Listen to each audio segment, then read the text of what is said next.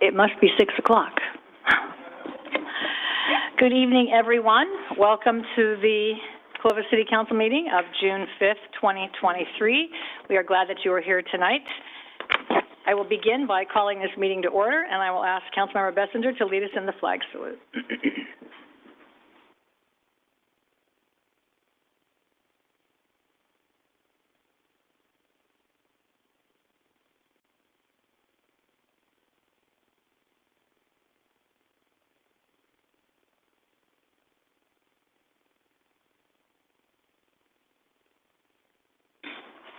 Love the enthusiasm there from the front row. Very nice. Roll call, please. Here. Councilmember Bessinger. Here. Councilmember Monitoa. Here. Councilmember Pierce. Here. And Mayor Ashbeck. I'm here. So tonight, under presentations of proclamations, we have two really important things to celebrate tonight, and then we're going to just adjourn the meeting because why ruin a good time after you do that? We're just going to call it off. Yeah, good with that? Everybody good with that? Just kidding. First up tonight, we are presenting a proclamation honoring Fire Chief John Banaski upon his retirement and commending him for his 32 years of fire service and 10 years of service to the Clovis community. And these occasions are really big milestones in any city. We know leadership changes. We know that's how it works. But people give their heart and soul to Clovis, and they leave part of it here. So they say, I'm going to cry. They say that you never really leave a place you love, but a part of it stays with you. And I think that's true, and a part of you will stay here with us. So we are happy to honor both you and Mr. Harrison tonight, but we're going to start focusing on Fire Chief Banaski. So if you'd like to pretend this is a game show and come on down, and you can bring your wife and your family and your neighbors or your in-laws, or you can bring everybody if you want. They don't want to come with you. They're staying back. You can see the love, you know. Well, as I told you outside, when my father retired from the Navy, married him for better or worse, but not for lunch. So this could be an omen of what's to come. Like, no, you go. You go. I already told them I have a 30-minute speech, so they probably didn't want to stand the whole time. Then you can sit that down. No, I'm just kidding. All right, so I've asked Mayor Pro Tem Wanatua to read your proclamation, so if you will indulge us, we will do that. And it gives me great honor to be able to present this proclamation to Chief John Banaski. This is honoring Fire Chief John Banaski for 32 years of fire service and 10 years of service to the Clovis community. Whereas Fire Chief John Banaski has served the city of Clovis, California with distinction for the previous 10 years, where he has served the last 7 years as Fire Chief is now retiring from his position. And whereas during his long and distinguished career, Fire Chief Banaski has demonstrated exceptional leadership, dedication, and commitment to the city and its residents, earning the respect of his colleagues and the community at large with a reputation for continuous quality improvement within the fire service. And whereas Fire Chief Banaski has worked tirelessly to ensure the safety and well-being of the citizens of Clovis, leading the fire department with professionalism, integrity, and a deep sense of duty and teamwork with other City of Clovis departments. And whereas Fire Chief Banaski has served the fire service by being a board member for Cal Cities, California Fire Chiefs Association, Central Valley Fire Chiefs, and California State Training and Education Advisory Committee. And whereas Fire Chief Banaski has been instrumental in developing and implementing innovative programs and best practices to enhance the safety of the firefighters and improve the department's operations. Whereas during his time as fire chief, the fire department was able to build and staff Fire Station 6, securing funding for the replacement of Fire Station 2, replace all frontline fire engines, and expand the department's training center, all while staying within budget. And whereas Fire Chief Banaski missed many family activities and school events because of work, and he would not have been able to accomplish such a successful and distinguished career without the support of his wife, Katie, and two daughters, Lauren and Madeline. And whereas Fire Chief Banaski's many accomplishments and contributions to the California Fire Service and the City of Clovis were supported and exemplified through the astounding work of the men and women of the Clovis Fire Department. Now for Now, therefore, be it resolved that the City of Clovis does hereby recognize and honor Fire Chief John Banaski for his outstanding career and personal accomplishments and his many years of dedicated service to the city and the fire service. On behalf of the City Council and the entire Clovis community, I extend our heartfelt thanks and appreciation to Fire Chief Banaski for his selfless service and in wishing him a happy and fulfilling retirement. And it is signed by our mayor and the entire City Council. Thank you.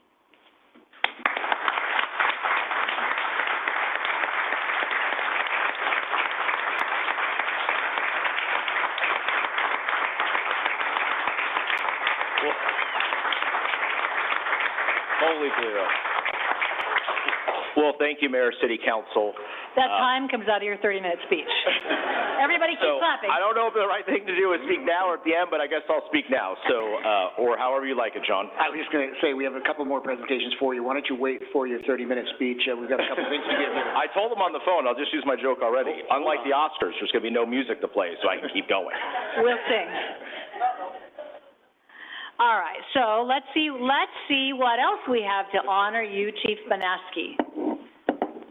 All right, well, on behalf of the City of Clovis and City Council, I am pleased to present this plaque to you that illustrates your 3 years as Deputy Fire Chief, your 7 years as Fire Chief, and congratulations on your well-deserved retirement. I hope you enjoy every minute. Thank you, Shauna. Thank you, Shauna. John. And just for the record, I told him I didn't need all this, so we blame John. But you would miss it if you didn't have it. Your daughters will need it someday. Well, good evening, Council. John, Chief, the man of the hour. Unemployed? Unemployed. Almost. I'm just saying, close. I'm just hoping that check comes every month like they say. It's a question. Well, I can say this, the Fire Chief has been wonderful to work with. I'm very sad to see you go, both professionally and personally. You've been amazing. You're a good guy. You're a great Fire Chief. You set a tremendous example. And the relationship you built with public utilities hopefully will carry on with what you've established. Looking forward to it with the next Fire Chief.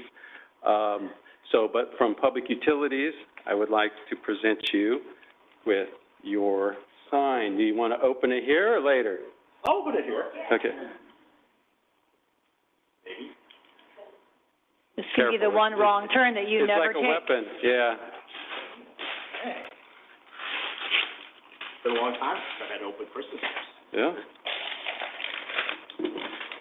Well, thank you. And we have been... Fire logo. Pretty good. Oh, nice. Yeah. Very nice.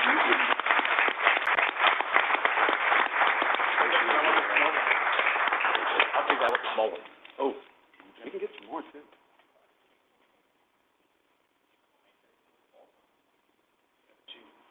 I've seen that. Chris? Thank you, Mayor and members of the council. It truly is an honor for me to present this to Chief Banaski. I've known him my whole fire service career. Before the fire service, he was one of my instructors in paramedic school, and he's left his imprint on this valley and the state as his role as fire chief. So at headquarters, we have a wall where we have a plaque for each fire chief and their accomplishments. I was just telling Chief Banaski he's all, the writing small. And I said, yeah, we had to change the font to put everything to fit it on here. So I'm just going to read off and give a little history about Chief Banaski. John Banaski started his career with the Clovis Fire Department in October 2013 when he was hired as Deputy Fire Chief. He joined us after an illustrious career in Orange County, Kingsburg, and the City of Tulare Fire Departments. In 2016, John was selected by the City Manager and confirmed by City Council to serve as the 11th Fire Chief for the Clovis Fire Department. In his nearly 7 years as Fire Chief, John made strategic decisions for the department, which focused on innovation, communication, transparency, and fiscal responsibility. In 2021, he was recommended by CFD command staff with the support of CFFA Local 6095 and honored as the Fire Chief of the Year by the California Fire Chiefs Association, a prestigious award given to those that exemplify the highest standard in the fire profession. And honestly, that was the only thing that he really wanted on the plaque, he told me. Just make sure you don't forget that one. Good job. In his time as fire chief, John was able to achieve huge milestones for the department, establishing valuable relationships with Fresno City College, Clovis Unified School District, PG&E, California Joint Apprenticeship Committee, state fire training, strengthened the cooperative relationship with city departments, and has established practices which make the department financially sound and fiscally responsible for years to come. Some of the major milestones, like you have mentioned, Station 6, CPSC accreditation, standards to the department's activities, and enabling us for reaccreditation for the 5th time, which is a rare for any department in the United States. We talked about Station 2 rebuild and the training center. He also secured a $3.3 million SAFER grant to fund 9 personnel to staff Fire Station 6. He replaced the 9 apparatus, which brought the average age of our fire department fleet from 15.7 years to 8.2. And he worked with CFD personnel to accomplish innovative practices within the department, including comprehensive wellness testing, expansion of the peer support team, investment in cancer prevention, from decontamination to skin cancer checks, and the collection and analysis of comprehensive data to inform strategic decision-making. John is a great believer in people and their potential. That could be seen in the department he led, the relationships he built, and the amazing family that supports him. So on behalf of our command team and our department, Chief Banaski, congratulations on your career, and you have to give us back so we can put it in. Well, it's funny, John Paul Banaski, I'm sitting here thinking to myself, the only person who called that was my mother. Hey, congratulations to Katie and the girls. Thank you.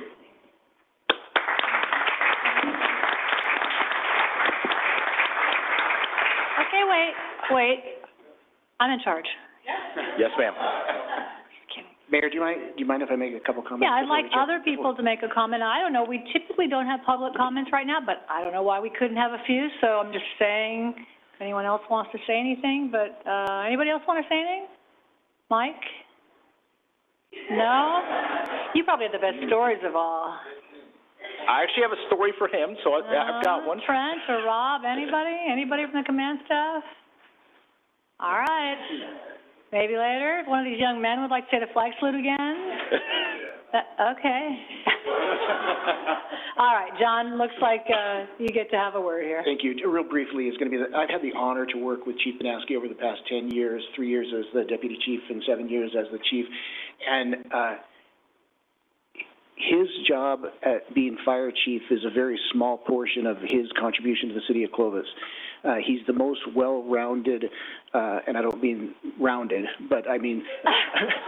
It is getting more round, the older I get. But as far as the contributions he's made to the city, it's been incredible. He will take a drive, he'll take a look at the agenda, he'll take a drive around town, he'll show up at the department head meeting on Monday, ask questions, and it has made our department head team better, and he's been an incredible asset, difficult to fill the position, but I wish you the best success with you and your family in retirement, and thank you all for all that you did for this community. Thank you, John. Again, Mayor, City Council. Wait, my turn still? I'm just kidding. Just kidding. Go ahead. I do have a few people to thank, again, starting off with yourself, Mayor, and the City Council.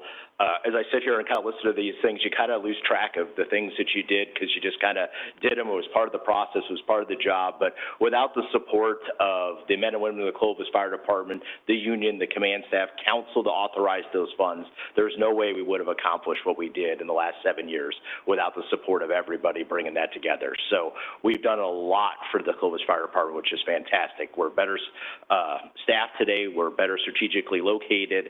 It's been a wonderful team effort. And I do want to thank Chief Despain for bringing me over from Tulare and being a close friend of mine. That our relationship developed after coming here is that I asked him for a couple of things when I came here is one, Mike was very well versed. He had a very big Rolodex of fire service professionals. I said, I just want half your Rolodex of the people you meet and stuff. And he was the one who got me into, at that time, the league. Now it's the Cal Cities, and said, why don't you go on here? It's a bigger stage. You meet other city managers, council members, and he gave me that first step. And then he also trained me for what I would have to do in order to be the fire chief. So he took me out to sushi many times. I wasn't a sushi fan. Said I had to eat sushi because when you go, you're going to go with, at the time it was Rob Woolley and Nathan, and you're going to have to go eat sushi, and they do a great job at eating sushi, so you got to be prepared. So his training really assisted me because Luke had to do the same thing, and Luke went home sick.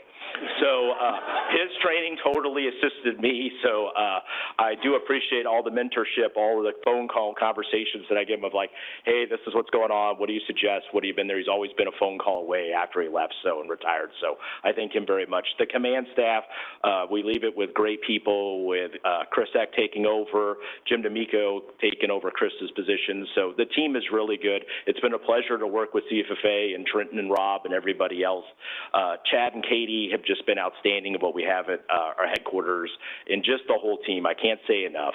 And it's been, and I've worked in some dysfunctional places before, so I'll leave it at that and let the innocence of those jurisdictions. But the one thing that I can say about Clovis is the department heads are a great team. They don't talk bad about people. They don't talk bad about council members. I've been in locations where that occurs on the meeting after council and stuff, and it just shows the great leadership that you've instilled in city managers, current and past, and just that team effort. Everybody is there. It's a pleasure to work with PD. It was a pleasure to work when Chief Askell, when he was there. It's just one really nice team, and I can't say enough about the entire team. And John, I know I said I didn't want anything. I really do appreciate you. John was the one who forced me to make sure I got here and said I wanted a street sign, because I was like, no, I'm just going to ride off in the sunset. I'm just going to go with my board shorts and flip-flops, and that's how it'll end. So he's like, no, this isn't for you. It's more for your family. So I do have to thank my family, my wonderful oldest daughter, Lauren, my youngest, Madeline, who will graduate from Clovis High this Thursday, so hopefully it doesn't rain, and my lovely wife that I have, and them that I have left at many events across the street at Clark, left them at the initial open house, went to a fire call, said figure out how to get home. Clovis High, same thing. Oh, great, got to go. The pharmacy school, when the roof was on fire, we just sat down for dinner, said we have to leave.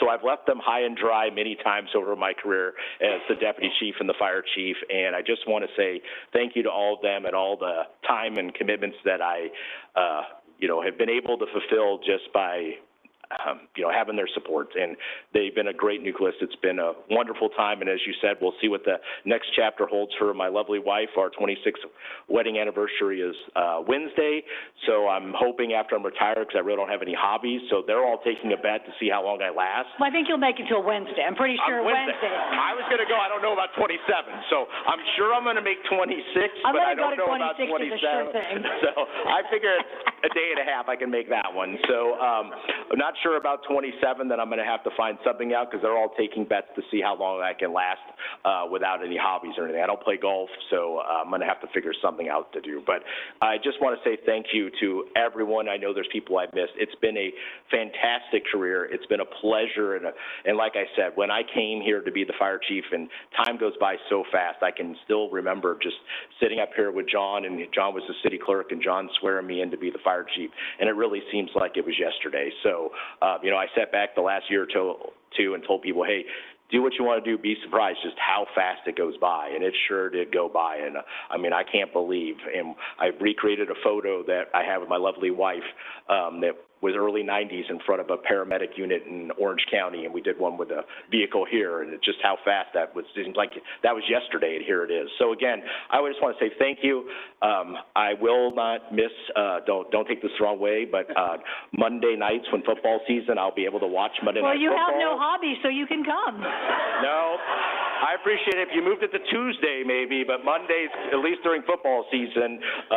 So again, I do want to thank John, Andy, the rest of the department head, all of the Clovis Fire personnel, and just really everybody from the city of Clovis. It's been a place that I always wanted to go to. I never thought I would actually, in a million years, if you asked me in 1994 when I came here to the Valley, would I actually be the fire chief of the city of Clovis, and I would have told them no way in the world.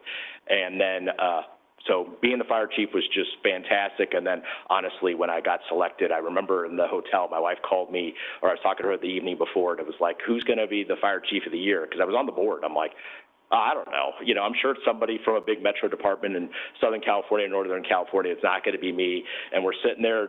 Chief D'Amico is there, Chief Eck, and I'm sitting at this table, and I'm actually kind of looking at an email. I actually think I was responding to personnel on there, or finance on an issue, because it was like budget time. And all of a sudden I'm listening to the little speech, and all of a sudden I'm like, holy Toledo, wait a minute, that's me. Well, I better put my phone down and start paying attention here all of a sudden again. And it's the first one from the Central Valley that was ever selected. So it's just kind of nice to bring it to the Central Valley. That's never happened, because it's normally always been, somebody from Northern Southern California. So that could not have been done without the great work of Chief D'Amico and the union and all of command staff. Luke signed in that paper. It was the first time in the history, and they said it was the easiest vote they've ever had, because it was the first time they've got one of a submittal that had basically all the parties on it, of the city manager, your labor group, your command staff, your administrative staff, the first time ever they've ever had that. So just showed a lot of just that team spirit and where we are, what we try to do, and that's what hopefully I've instilled in the city of Clovis. So I know I ran long, but look at it this way, it'll be the last time you'll have to. You didn't have any PowerPoint Unless I slides. got no PowerPoint slides. Kind of disappointing about that. Maybe one time on public comment I can come and give the city clerk some slides or something. But again, thank you so much. I appreciate it. It's been wonderful, and I can't say enough of just how grateful I am for this opportunity and how wonderful you have been with staff and giving me this wonderful opportunity. Thank you. Chief. Let us just give one chance to weigh in. If anybody up here, Matt, you want anything to add? This is from a former police chief, so this is always a little risky. You're throwing us off with these ad-libs. I wasn't ready, sorry, my bad. No, I just want to say congratulations to John as well, and, it's an awesome experience to spend as much time as you did in the fire service, and all your accomplishments and everything is really amazing. I enjoyed working with you at times. I know that police and fire, we had our little battles at times, but in the end, we all worked together, and we always look for the same outcome. So congratulations to you, and I wish you nothing but the best to you and your family. Thank you. Matt. Diane or Drew? John, Two police officers in a row, back to back. This is high risk. thank you for putting Clovis on the map. There was a point in time where people would go, where's Clovis? And consistently, over and over again, people find out where we are because of people like you. Fire Chief of the Year, your leadership in Cal Cities, on behalf of the fire service, really put us on the map, and I hope you're better at retirement than I am. Good luck. I can't tell you I will not be running for city council, so don't worry. Because that would not get you to year 27, I'm pretty sure. That's a safe bet. Diane? I said the same thing. Okay, Katie, you're kind of on your own. I'm doing my best up here. Diane, anything to add? No, I obviously am newer up here, so I don't have the history with you, but one thing I learned very quickly is that it is impossible not to know when you are in a room, because that personality is just effervescent, and clearly with your accomplishments in that, it is a fantastic compliment to yourself, your family, and I just want to echo again the appreciation for a supportive family in allowing him to do what he's done and what he's been able to provide, not just to the city of Clovis, but all of the different places where he was able to serve, but specifically here in Clovis. So thank you to each of you for the sacrifices you made to enable that for Chief Banasky to be the servant that he's been to Clovis. So thank you to all of you. Thanks, Diane. Juan? And Chief, congratulations on this next chapter in your life. You're the only chief I've known, and when you come in as a lay person into government or into service, this leaders like yourself and all the other department chairs who make us look good. We don't know anything about what you do, yet the public expects us to know what to do. And when I first got on, you took me on that tour, showed me the different fire stations, showed me the command staff, showed me everything that you did just so that I can get a glimpse of your everyday. And I'm one who really appreciates your PowerPoints and your your detailed reports. 1 out of 5 is not good odds, I'm just saying. And so, I think Bob appreciated him too. Yeah. Do you see him up here anymore? He's gone. You're still 1 out of 5. And I hope you never have to be in front of him again, because that actually could be really bad karma, so don't do that. So thank you for all that you've done. You just done a great job, and I respect you highly for the work that you've done. So thank you for all your service. And I just think after my making fun of you for the last 10 minutes, I do think that as we look at the history of our city, our story is a story of great leaders like you. And I think we have been smart and lucky over the years to continue to find and train and recruit and hold on to really strong leaders. So the strength of our community is because folks like you have stepped up to lead, and you have done it with integrity and really transmitted the Clovis values to your team and future firefighters and all of that. But we are the collection of our stories and people that have stood here before you, like Chief Despain and others. But we are the story of Clovis, and you have made a significant impact here. So we appreciate it. We are grateful for you. I really didn't mind your PowerPoints most of the time. And I do hope you find a hobby. And I hope it's not this, because that's really not a good hobby either. So we wish you and Katie and the girls just really a wonderful next adventure. And Monday nights are available. Any one of these seats is usually available, so anytime. I appreciate it. So again, thank you to everybody who showed up, and thank you for the warm thoughts and praises. I really, like I said, I couldn't do it without everybody. And Madeline, I didn't tear up, so there you go. That was the bet. So again, thank you. And Chief, we have your proclamation here on a plaque, so come up.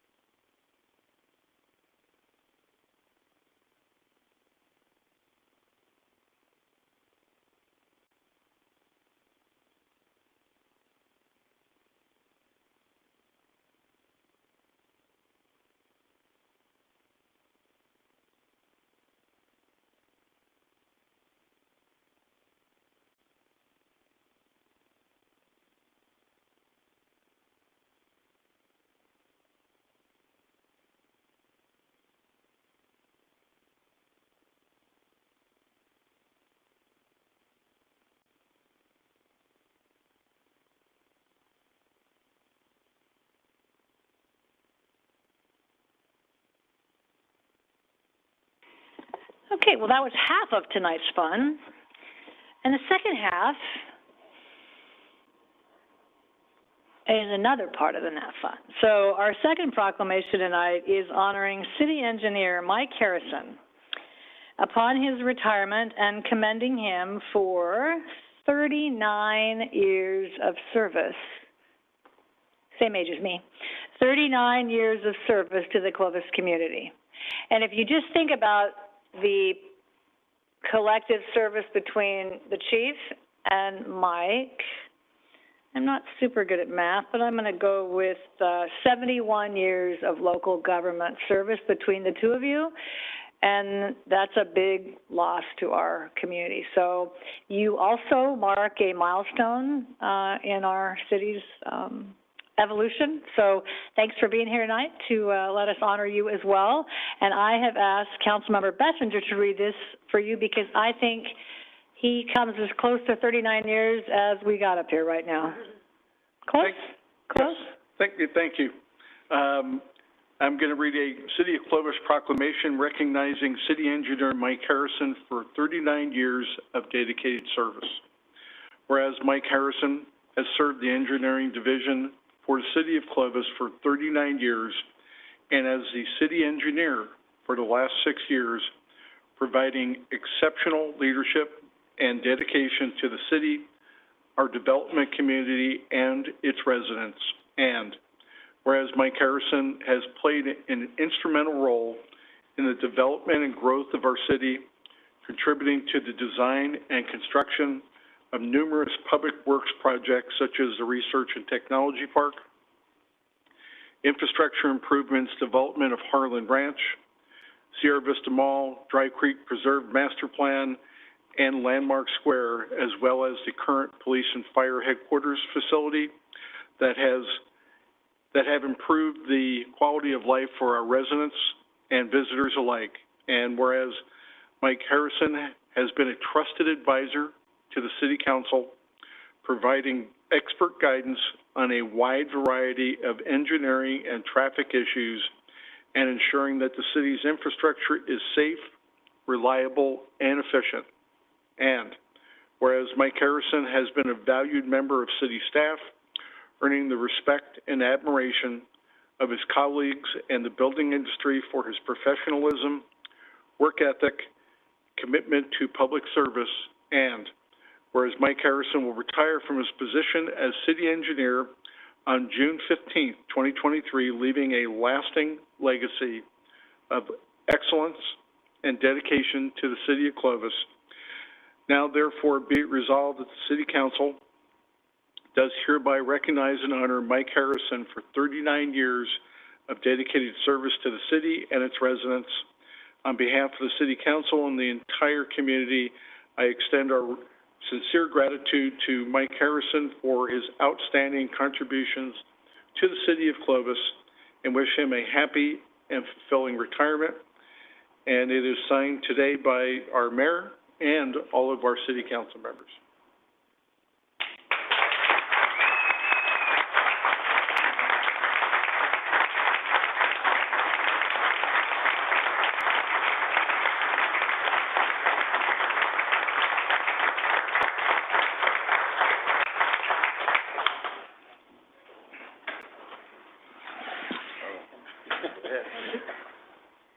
Mike and I are going to stand up here together.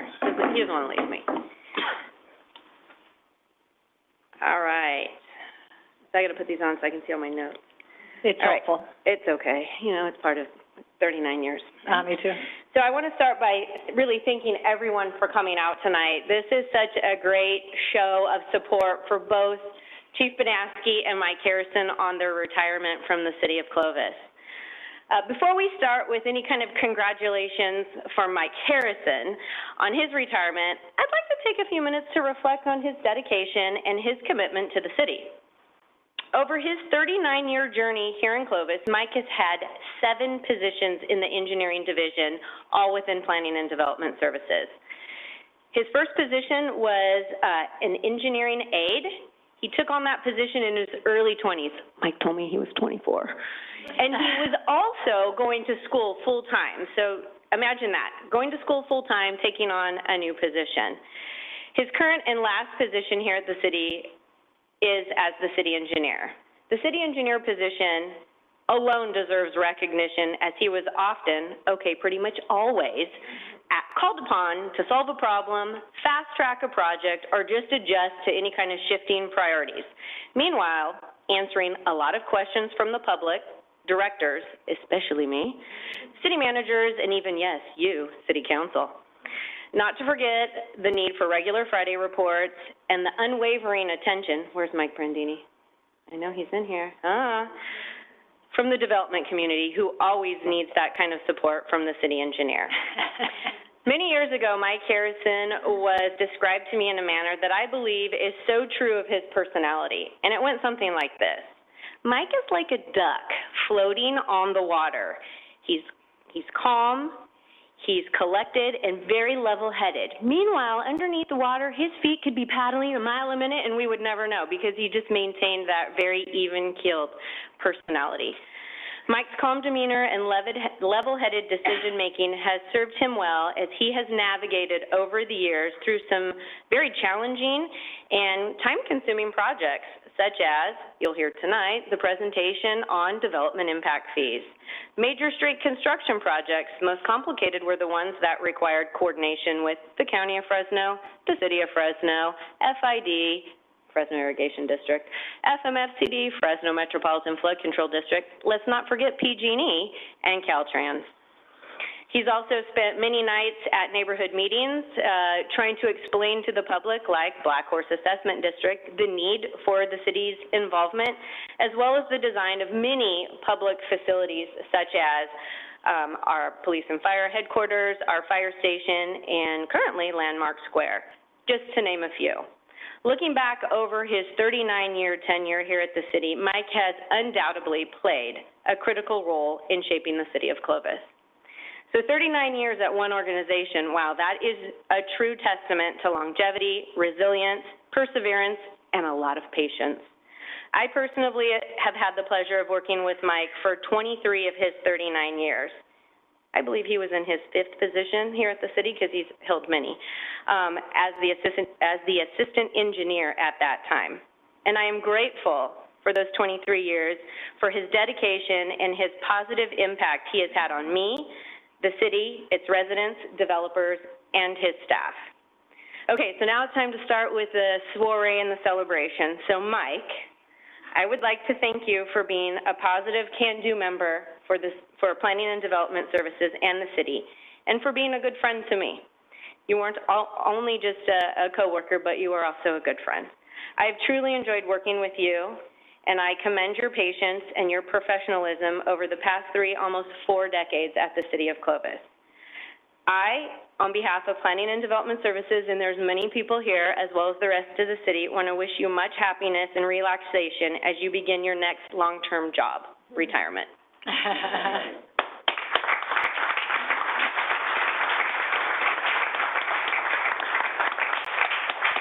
So I too have a plaque that I told Shauna I would go ahead and present to Mike. This plaque demonstrates, here's when I have to put on my glasses, all of his positions here at the City of Clovis.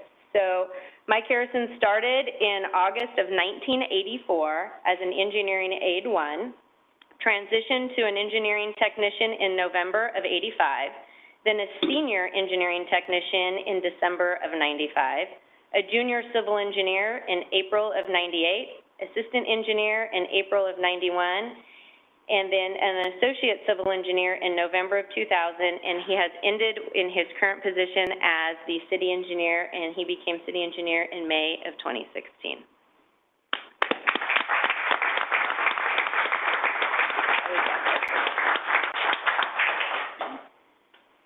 You probably don't want my notes. Okay.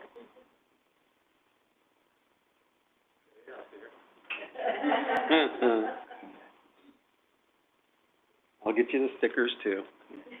So, where do you want to stand? You look good right there. Mike and I go back a long way, not 39 years. I've been here around 18 years. He did hire me. I worked for him for a couple months, and it was fun. It was DRU, though, so it wasn't that fun.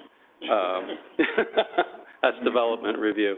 At that time, we came in, when I came in, the city was going gangbusters. That's when we were developing in 2005. It was crazy, the amount of units coming in.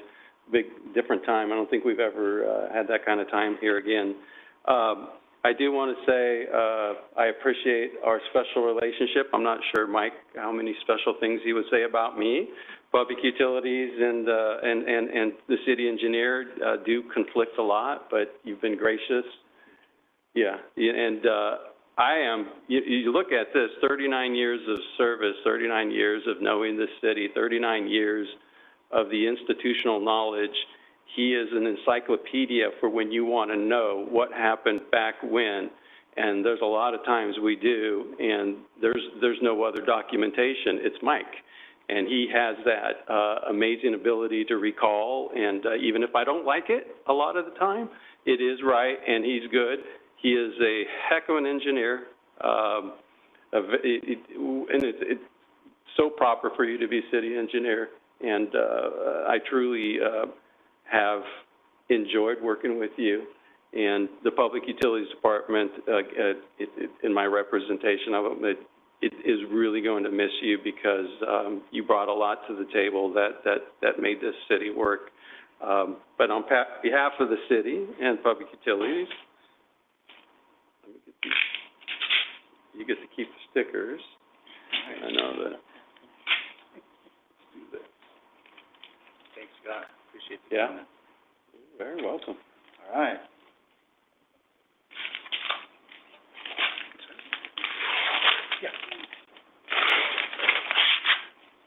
They made sure I spelled the name right. You didn't have it right. Harrison Highway. Oh, that's cute. There you go. You got the Loma Vista April. Very nice.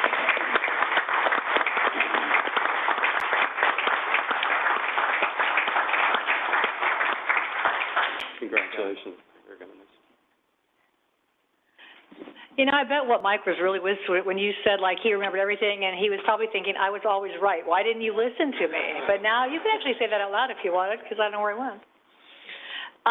Is that, all right, so, wait, I'm still in charge. John, do you want to say anything? Similar, it's been an honor and privilege to work with Mike. I've worked with him for over 23 years, and he's been really steadfast and reliable and always available when you had tough questions. So I appreciate it. Thank you so much, Mike. Yep. Anyone in the public want to comment? I gave the fire chief a chance. Mr. Prandini, come on down.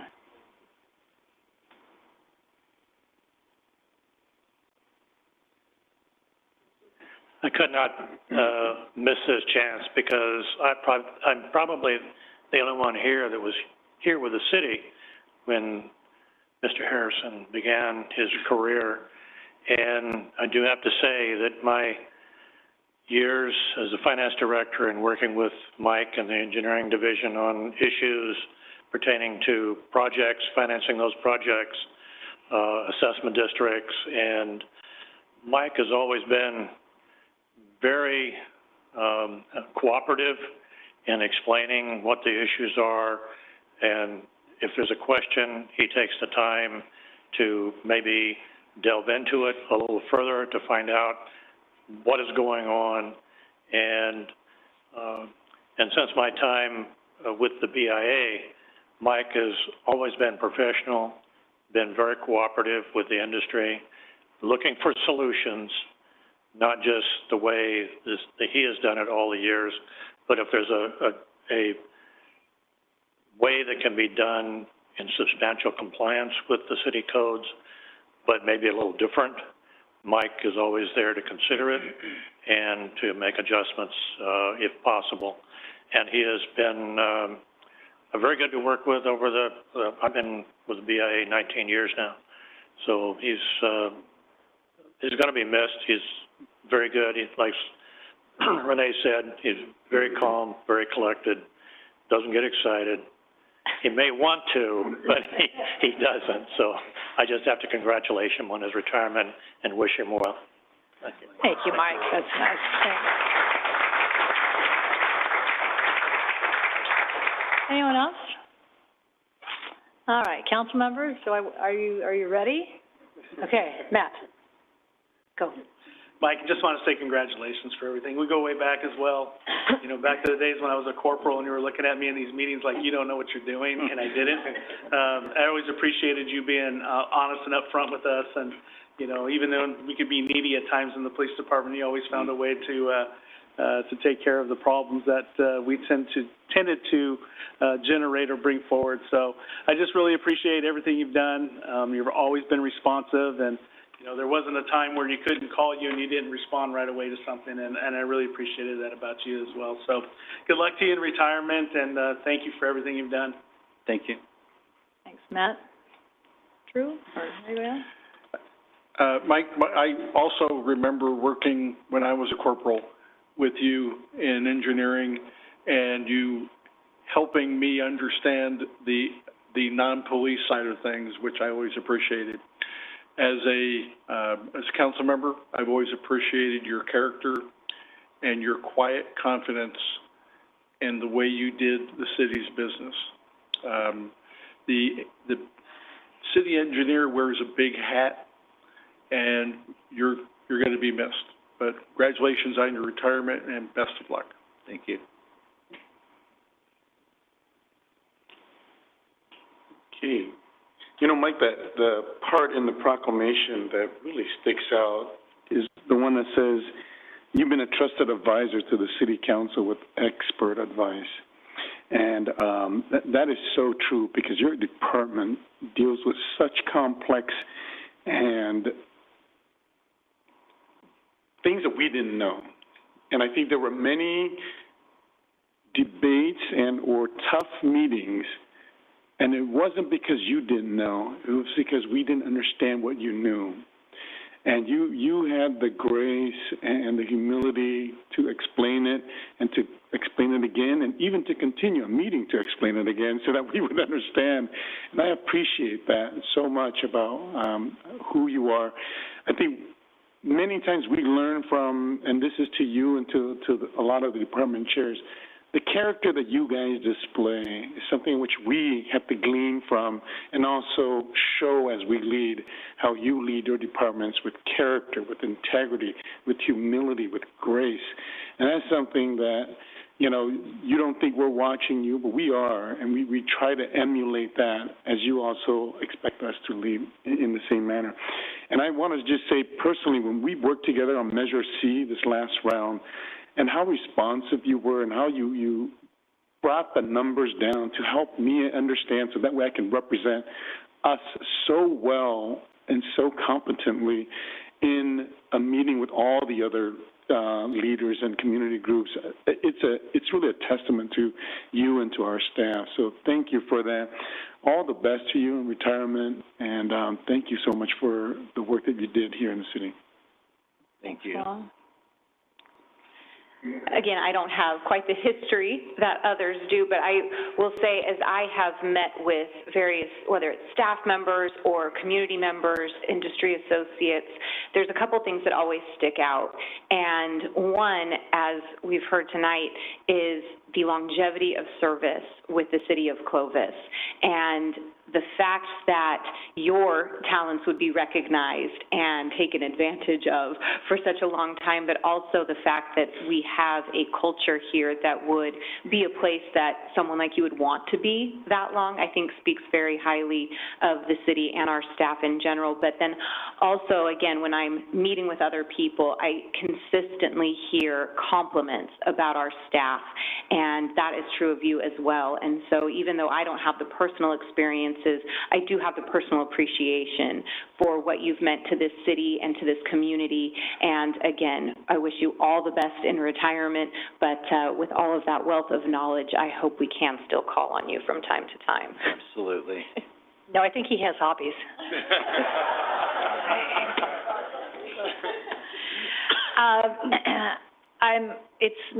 It's not unlike what I thought about Chief Banaski. You have an incredible knowledge, and our entire staff is remarkable, but you are in this rare category of Harry Armstrong, Dwight Kroll, Brian Araki, people that have been here long enough to remember why we did what we did before anybody wrote it down, before there was computers, before there was anything. And I think the city has done a really good job of, you have done a good job making sure your team is ready to pass that on. But I think that has made a huge difference in the city's success. And there's not too many 39-year employees left in our ranks. So the word that stuck out to me is the word legacy, and you have made a big difference. And not unlike Dwight, when you drive around this city, now much of what you've done is underground, I'm just saying, but a lot of why this city works is because of things that you did. And I think people don't appreciate that, but you come over time to figure out it's actually that keeps it all going. So we have been incredibly lucky that you have made a contribution for so long. What I am thinking about you, though, is, Fong said it really well. You understand, but we really have no idea what we're talking about, as you can test. You can say that now if you want, it's all right. But sometimes I've wondered, because you are so calm, that I wish you had like a little thought bubble over your head that would say what you're really thinking, like, that is the dumbest thing you've ever said, or something to that effect. I think that is in your mind. Is that true? You can say it now. It's not true at all. It is too. Oh. Anyway, I think Renee's definition of calm and paddling is probably right. So thank you for all that you've done. Clovis is a better place because you served for as long as you did and as well as you did and with the level of integrity that you did. So thank you for all that you've done. And again, Monday nights are always available for you. Just saying. You and John could sit together, maybe. I don't know. Because he probably won't be married after a while, so could be good. I don't know how this will work out.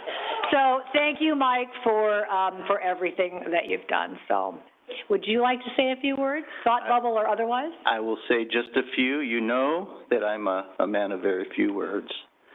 So I'm not going to depart from that. I would like to thank all of you for the very kind words, very kind. I've stayed here because I've loved the work. I've loved all of the people that I've worked with. They are such an awesome team, and I couldn't have had a better job in the world. So I've enjoyed very much my time here at the city. That 39 years has gone by so fast. You would not believe how fast that amount of time can go by. But now I'm ready to move on to more exciting things like sleeping in and maybe vacationing more often and just lounging around and things like that. And I will develop some hobbies. I do want to thank this council for, and previous councils for the respect that they've shown to staff and the support that you've shown to staff. It's made a huge difference. It makes this place a place that I want to come to work every day. I also want to thank members of the building industry. They have also been an awesome group to work with. It's kind of fun trying to figure out how things are going to work, how to put everything together so that it benefits everybody. So thank you, industry. I also want to thank the PDS staff. All you guys are awesome. You guys rock. It's just great to share all this work with you. I do also want to recognize some of my family are here. My parents, Harry and Mariette, are here. Mom and Dad, I want to thank you.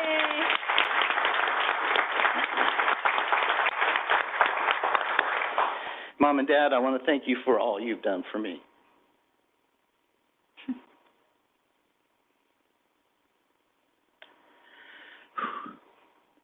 My wife and grandson are also here. Right here.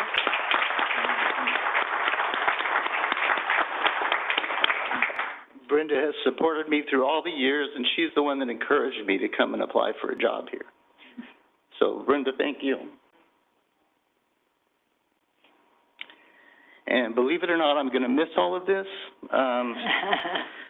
but I'm very much looking forward to the next phase. It's going to be fun. So, thank you very much.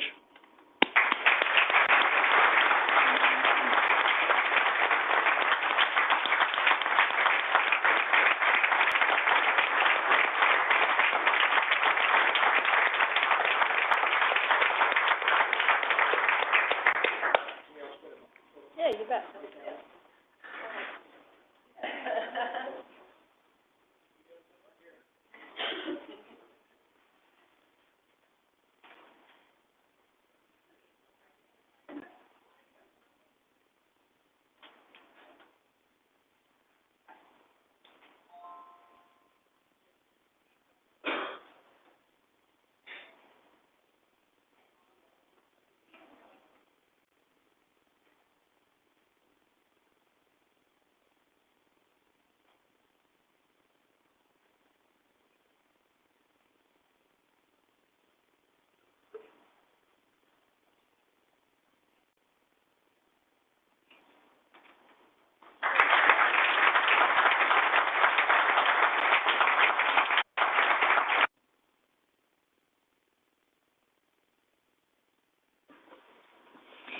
You know, Mike, your parents are probably wondering how they got old enough to have a son who's retiring. How did that happen? It does all happen so quickly. Mike, do you have to stay for the development fee item? Oh, my. I would retire right now at 6:54. You should stay with Mike. It's the least you can do. Good call.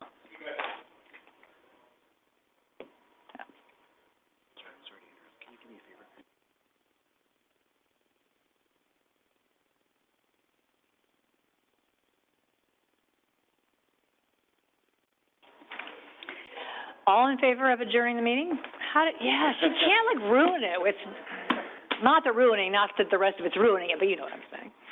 All right, that was really, really important to our city, and honoring those longtime employees is super awesome. So thank you all for being here to celebrate that. Okay, back to business. Next up is public comments. This is a time for anyone in the audience who has an item to bring before the council that is not on our agenda but is within our jurisdiction. Now is that time. Anybody online, Carrie? Oh, please.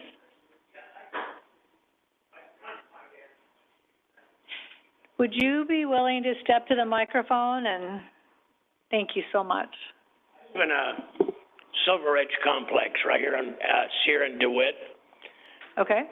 I'm 71 years old. It's a retirement village. Okay. And I'm having a real hard time. I have tenants coming to you, plus my neighbor, smoke detectors are going off 24 hours a day. I called code enforcement. Actually, Chad got a hold of me, which was fantastic. He said he'd be out that day. He did come out. Apparently, my manager told him she took care of the problem. I've got 5 people that live next to me that smoke detectors do not work. They've removed the carbon monoxide. Mm. These people are on walkers. I'm the youngest one there. I'm 71. I'm having a real hard time getting any help from anybody. The fire department did what they could. He called me back and said, your manager said she took care of it. And she didn't come over till the next day. And she had told him that she talked with me and the tenant. She never came by. And so here we are with smoke detectors don't work. And we're in that is the old community hospital, right. I believe, 1930. Yep. And I was kind of warned by her today as she stood outside my back window, was talking to somebody that anybody went to the council meetings, she would find a way to get rid of us. I don't have a problem with that. She wants to get rid of me. I worry about these people. Like I said, I'm the youngest one there. And then on the other hand, I couldn't find a cheaper apartment for a one-bedroom apartment. I live in the old hospital part. For the price I pay, but our rent goes up every 3 months, and then it goes down $14, $7, and I'd asked her why, and she says, well, according to the city of Clovis, I can do what I want. And I said, well, I was under the impression when I moved here, you told me my rent would never go up. Well, it's gone up, then it goes back down, and then I heard her telling another tenant that the reason Wind Company raises and lowers it is because of their taxes. He has to be in the tax bracket because this is a senior citizen. As soon as he pays his taxes, it goes up $50. I'm on a fixed income. So right now, I will pay, the rent will go up for a couple months. I've got my rent, my car insurance. I don't know what I'm gonna do for food or my PG&E because this will go up and down. We're all in the same situation there. And like I said, I've called the housing authority. I've worked for a lot of attorneys. My 27 years as a bounty hunter and a process server. A lot of them tell me that I have to call corporate office. I call corporate. 10 minutes later, I'll get a call from the manager. Don't you ever call corporate office again. What do you need? I want to talk to your supervisor, the guy that owns the company. He turns it over to me. So I went in today to get my copy of my contract because they never did a walkthrough. And I had found that the woman that lived there before me had passed away and was dead in the apartment for 2 days. I was never told this. I said, I need a copy of all my paperwork. She says, well, it's on computer. I can't give it to you. I said, that is a lawful contract. I should be able to have a copy of it. She slammed her door and I left. But I did get a lot of help from Clovis PD, fire department. They said they'd see what they could do. They said that's not much more they can do. But I worry about the health and my health because if there's a fire there, there's no smoke detectors to let it go. Yeah. What was your name again? Robert. Robert. Thank you for coming. Thank you. We don't do business the way that woman described, so nothing's going to happen to you because she said she could do whatever she Yeah, wanted. I don't. So we're not going there. I wonder though. I feel like the fire department. Thank you, Chad. If you want to come forward, thank you for helping from that perspective. I wonder if there's some housing support, housing law, housing legal support we could provide you because that most of what you said can't possibly be so. So, Chad, you want to talk from the fire department's perspective first? Yeah, just real quick. I have been in touch with them as well as the on-site management, and what I think we can do on the fire department side is make another trip out there and actually do a walkthrough. I've checked the inspection record for the past 3 years. They are compliant. It's a state mandated inspection, so we are required to be out there on an annualized basis. The one violation that existed last year was corrected. This is new, and I can make another trip out there tomorrow and see if we can do a continued walkthrough, at least to check those smoke detectors and the current status of the COs. So that's that problem, but the Yeah. housing problem and the contract and all Yeah. that. So Andy, can you comment on that? On the housing issues, you have my phone number. We've spoken this week as well. Yeah. We can chat about a few resources in town that provide free legal assistance to address those issues, so you know your rights as a tenant. I'd be happy to do that. If you'd like, I can step out and give you my business card. Yeah, I'd appreciate it.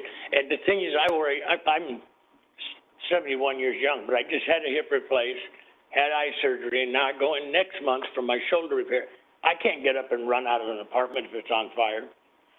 Well, non-working smoke alarms would make our fire department incredibly nervous, so they will certainly. And you know what, these guys, I moved to Clovis for the simple reason, I love the police department. I love the fire department. I just love this city. I've lived in Fresno all my life. I grew up there. I brought my kids to Clovis because the education is great. We do get a lot of calls at this complex. There's a lot of older folks. Sure. And now we've got a couple gang members living there. We had Fresno, Clovis PD coming and Senior citizen gang members? Yeah, no. They're coming in. Wait, what? They're living. Are they that old already? They're living in their relatives' apartments. They stay over there. We had one guy who was picked up on a warrant, and now she moved in a guy that's got Fresno Bulldogs tattooed all over his head.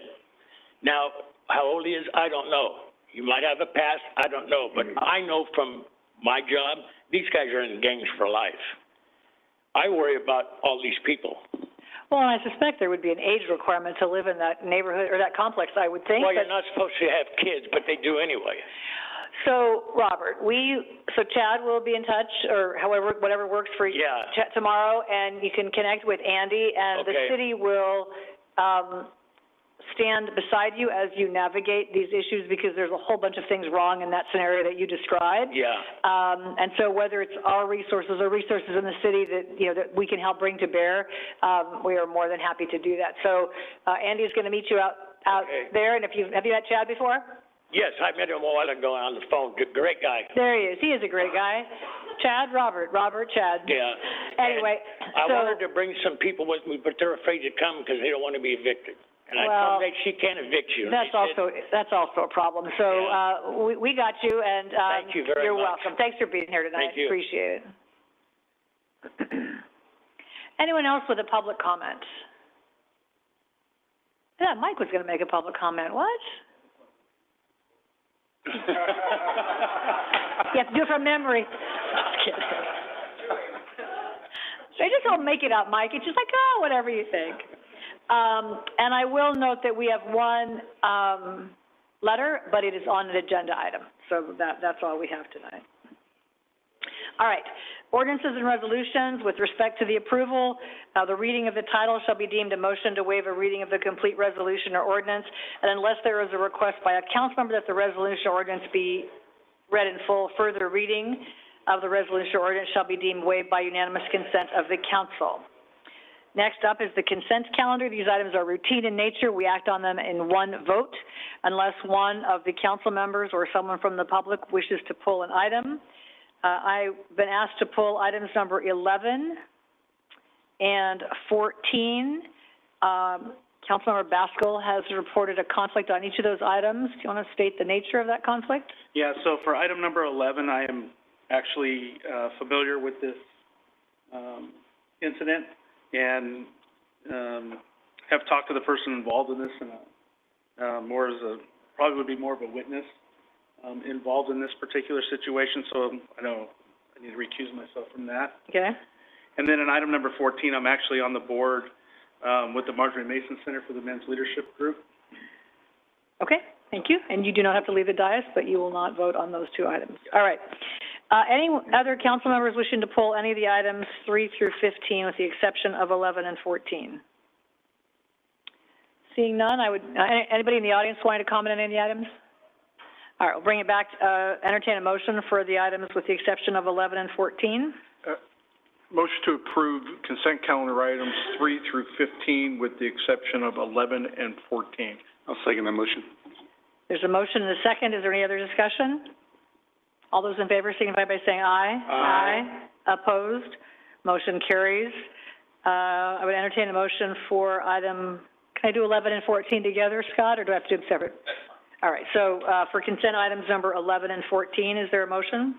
Motion to approve item 11 and item 14 of the consent calendar. Is there a second? I'll second. There's a motion and a second for items 11 and 14. Any discussion? All those in favor signify by saying aye. Aye. Opposed? Abstain? Okay. So those items carry 4 in favor, 0 opposed, and 1 abstain, or recusing. All right. Public hearings tonight.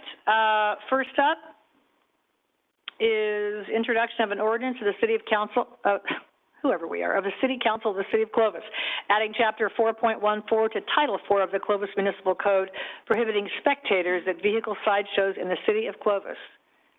Lieutenant Kara.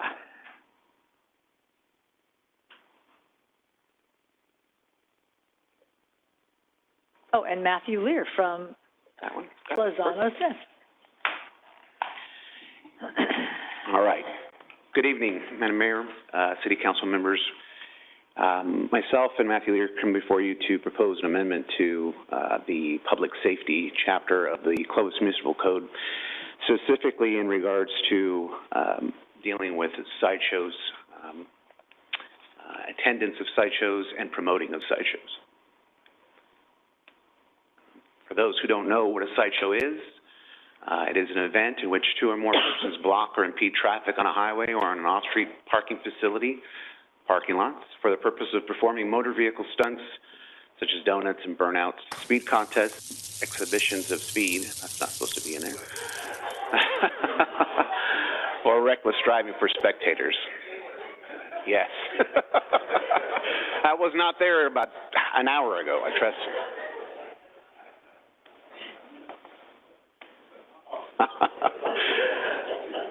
The purpose of the ordinance is to prohibit spectators from attending these illegal sideshows. Currently, as long as these people are not blocking traffic or they're standing on the sidewalks, not getting in anyone's way, there's nothing on the books to prevent them from attending these sideshows. Also, there's currently nothing in any laws to prevent the promotion of the vehicle sideshows. And so that's what the purpose of this ordinance would be. The sideshows, problems with the sideshows, obviously the disruption of traffic. We're talking hundreds of people, and you'll see in a video clip that I'm going to show you coming up, hundreds of people who gather around these intersections and completely shut down traffic. People get caught up in this area as well, innocent people who are just happen to be driving by and they cannot leave. They have to wait until these sideshows dissipate. Safety concerns, not only for the spectators who are standing around watching these shows.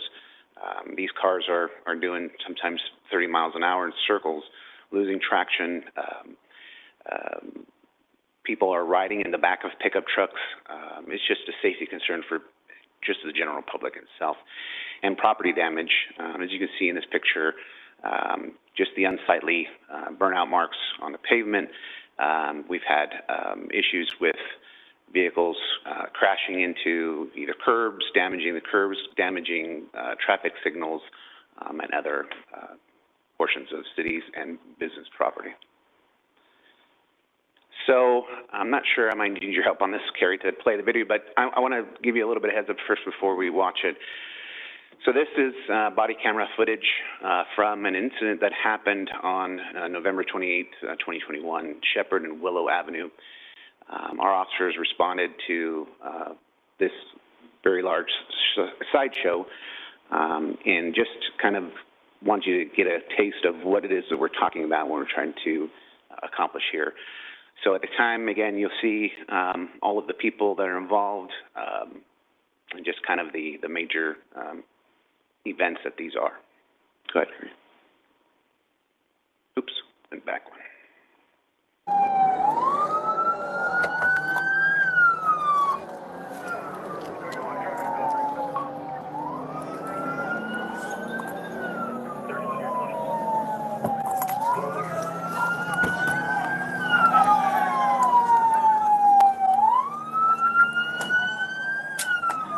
won't be able to see it, but one of the spectators jumps on the hood of one of the police cars, which causes this officer to actually go chase that crowd.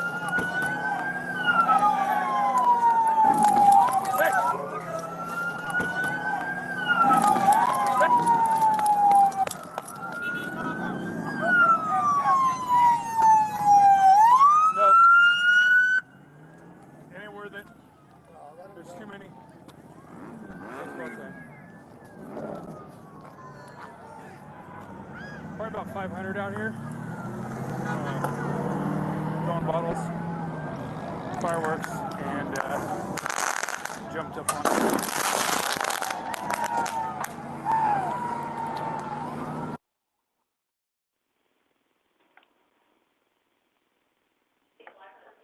That's correct, ma'am. So, if that doesn't get your blood boiling, I don't know what will. But the purpose, again, the proposed ordinance would provide us the authority to charge spectators and promoters with a misdemeanor, subject to a maximum of 6-month jail sentence and a fine not to exceed $1,000 or both if we deem so. It also has a clause that we need to provide relevant criteria to support the officers finding that they are knowingly spectating or promoting. That way we don't snatch up innocent bystanders as well. And lastly, it will provide the department the authority to tow and impound the vehicles of those arrested under this ordinance. Again, all for deterrence, and the goal here is to promote the fact that Clovis is not the place to come to conduct your sideshow. With this ordinance in place, we hope that it will deter that from happening here going forward. And if it doesn't, then we prosecute as best we can. And that, I open up to questions. Thank you so much. Other questions for Lieutenant Guerra? Lieutenant Guerra, on the authority to tow the vehicle, is that for the spectators? It is. Currently, and unless you found something different, but currently it would be under the H section, which is just the arrest. So it would not be a 30-day impound. It would just be the authority to tow it. They would be able to get their cars out, the following day or whenever they were let out of custody. And for the current participants in the sideshows, is it still a 30-day impound? It is. Thank you. Tom? Lieutenant, appreciate this coming forward. I think we've been hearing a lot of complaints, and at least I have met with neighbors, and it's always too late. It's done, and they're gone, and so we can't do anything. My question is, can video evidence be used then to, whether if they put it on social media or our cameras catch it, can still prosecute as a spectator, potentially? Or would that not be enforceable? Good evening. My name is Matt Lear. I'm WC Attorney for the City of Clovis. You guys already know that because we're in the City of Clovis. But, so I worked with Lieutenant Guerra on writing this up, and that's part of it, was not just the spectators, but the people promoting these events, because that's an issue. The whole idea is we cut off the audience, hopefully we can cut off the activity. So in regards to your question, if someone's posting these things on social media, that is something, that's part of the criteria I think the PD and we would use to determine if it is a violation. I actually prosecute municipal code violations for the City of Clovis right now, so this is something that's right in my purview of what I'm doing, and I review case reports, body cam, and before making any kind of prosecutorial determination. And in that case, I would be reviewing any social media postings or anything like that, because we're trying to prevent not just the spectators, but also the people preparing and the people that are promoting the events. And with regards to timing, it's from my research and understanding, it's 1 year on a misdemeanor violation for the statute of limitations to bring it. So as long as we within that window, we can still bring that case. As regards specifically your question, the answer I would say is yes. As long as we were able to identify that person at a later time within that 1 year period, then we'd be able to write it up and submit for prosecution. And that was on Willow and Shepherd. Does the jurisdiction matter much if they were watching from Fresno instead of Clovis? So the city of Fresno recently passed something similar, so they would be able to enforce that on that side. As far as us being able to force the people on the Fresno side, that's a question for you. I would say, yeah, that'd be beyond our jurisdiction if it's on the Fresno side. And I know that's like that thin line right there on that particular intersection. If we have enough evidence to support that the violation was occurring on the Clovis side, then I would have no issue bringing that forward. Thank you very much. Other questions? Jane? I just have one, basically, and I know our state likes to make things as difficult as possible for our law enforcement officers.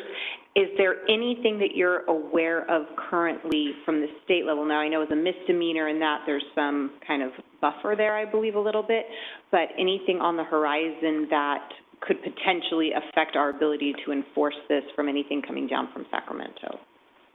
So in regards to anything coming from Sacramento, when I first looked into this issue with Lieutenant Garrett, the first question was, are we preempted by state law?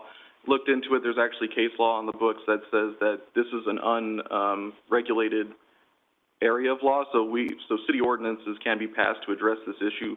But in the future, if the state did pass something specifically regulating spectators at sideshow events, then we would be preempted, and then the law enforcement would still be able to prosecute, but pursuant to the vehicle code or penal code section that was passed, as opposed to our ordinance. So this is kind of like, maybe in the meantime, we use this until the state does something, because when I first looked into it, the state had pretty recently, passed a amendment to that particular statute regarding sideshows, but it, like Lieutenant Garrett mentioned, it only applies to those who actually blocking the traffic can be prosecuted under that vehicle code section, but the spectators, which are, as you saw in the video, there's people not technically blocking traffic, but they're all, would be in violation of the ordinance. I had a question about the fine, the $1,000 fine. Is that set in some state statute that you can't charge more than that, or in the vehicle code or somewhere? Like, could it be more? Yeah, that's set by the government code regards to what a misdemeanor violation or a violation of a municipal ordinance would be. So it's a max $1,000 fine. Okay. Yeah. And does it have any, if this is your third time, fifth time, seventh time, 10th time, or do you just keep getting $1,000, $1,000, $1,000? I have to double check on that. I think there are certain provisions that allow for that, where it's a repeat violation over and over, but I'd have to double check, but I know just off the bat, it would be the $1,000. Might be worth checking, because I'm remembering a neighborhood nuisance. It's not this, but it was time after time after time after time after time, and by the time it was done, the officer had gone out, I don't have any idea, 110 times, or some insane number. And so if somebody's going to do this 1, 3, 10 times, it seems like progressively there should be something, maybe, I don't know, but it'd be worth just checking out. And I'll double check on that. And then is our framework here similar to the city of Fresno? Because today there was a story somewhere that they launched some new campaign called Not in Fresno, but it's also not in Clovis. So just don't do it in Fresno, then think you're going to drive to Clovis and do it. So are we on equal footing on this? And I think the mayor's point was people coming from out of town to do it in the city of Fresno, so we just don't want them going here. Yeah? So are we on equal footing with the city of Fresno, so you get in much trouble, better trouble here than there? Yes, ma'am. We actually talked to them today. They wanted to see our proposed ordinance to just see if it was comparable, in which they said it was. So we would be definitely on equal ground. I suspect maybe there'll be some, I don't know, they're doing more public service kind of announcements, but it would be interesting to do it together, so people get that you can do it at Willow and Shepherd, but on either side of that intersection, you're still in trouble. And I think that's the people kind of drift where they think they might not get caught. So not that you don't always get caught in Clovis for everything, but it might be good to have sort of a joint message that don't think you're going to cross that line and get away with it here. All right, thanks. Anything else? All right. Anyone in the audience wishing to comment on this item? Please come on down, like a game show, yeah. Is there anybody online, Carrie, while the gentleman makes his way? No. You'd state your name and address for the record, that would be great. Thank you. Or at least your name.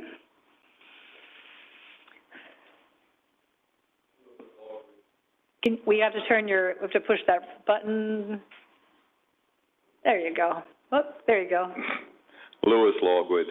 I live on Rosebrook, and it seems like it never ends on Friday night. We hear racing on Jefferson and Sunnyside and Jefferson and Rosebrook. And we've heard of 2 motorcycle accidents. I believe at the beginning of the year and last year, they've gotten killed for racing and trying to beat a tractor trailer out in the road and slid under it, and the tractor trailer just ran them over, and it was cause of racing. But me and my wife would sit there, 8 o'clock, 9 o'clock at night, we getting ready to go to sleep, and the racing starts. And some mornings we are going to our jobs, and people are flying.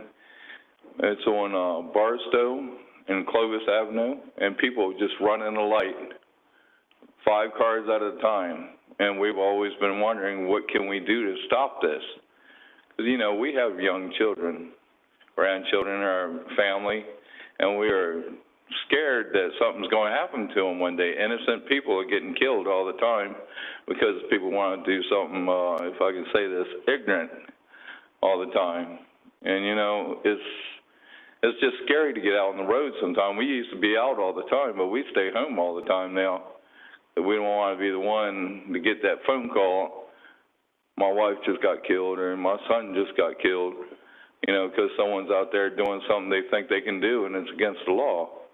And every Friday night, it doesn't fail. And every early in the morning, around 7 or 8, someone's running that light all the time. Thank you for your comments. Do you live, you live at Sunnyside and? I actually live on Rosebrook and Jefferson. Rosebrook and Jefferson. We've been there probably 6 years this May.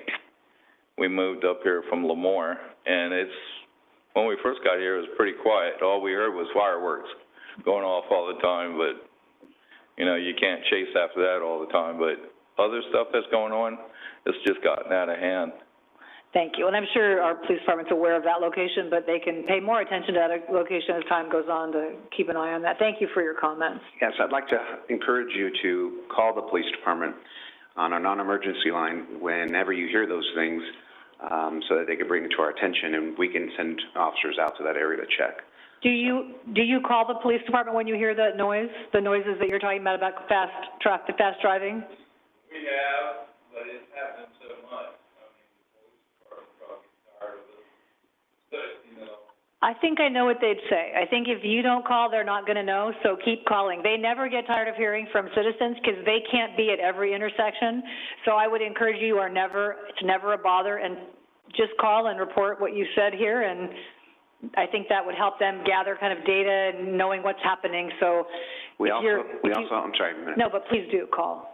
We also have tip lines that we can have access to that go straight to our traffic department, and then they can be aware of the days and times that it's happening, and they actually set up directed patrols in those areas. So definitely get you that. Is that tip line a different number than the non-emergency line? They can direct him to that tip line. They can transfer him to it, and then they're also available on the website. Okay, so please call. But thank you for being here tonight. Appreciate it. Yeah, you bet. Thank you. You too. Thanks. Anyone else wishing to comment on this item? All right, we'll bring it back to the council. What's your pleasure? I'll go ahead and make a motion to approve the ordinance of the City Council of the City of Clovis, adding Chapter 4.14 to Title 4 of the Clovis Municipal Code. Second. Matt. A motion and a second and a third. All those in favor signify by saying aye. Aye. Opposed? Motion carries 5-0. And to Chad, on social media, this would probably be a good thing to, you're probably doing it right now because I never have an original idea when it comes to social media. All right, thanks. Thank you for your attention and your work on this. Thank you. Item number 17 is consider approval of a resolution. This is so unfair to Mr. Harrison. A resolution revising the master development fee schedule and providing a description of fees to be requested for county adoption. This was continued from our May 8th meeting. Oh, both of you. You want to retire too, Sean? Not today. I think I still got another 20 years to sort of keep the mic. All right.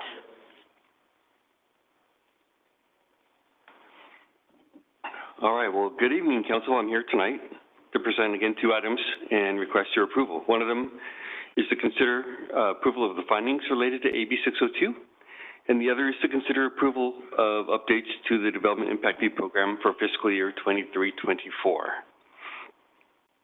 As a reminder for the public, we are here tonight based on Council's action from May 8th that directed staff to return with all fees less water.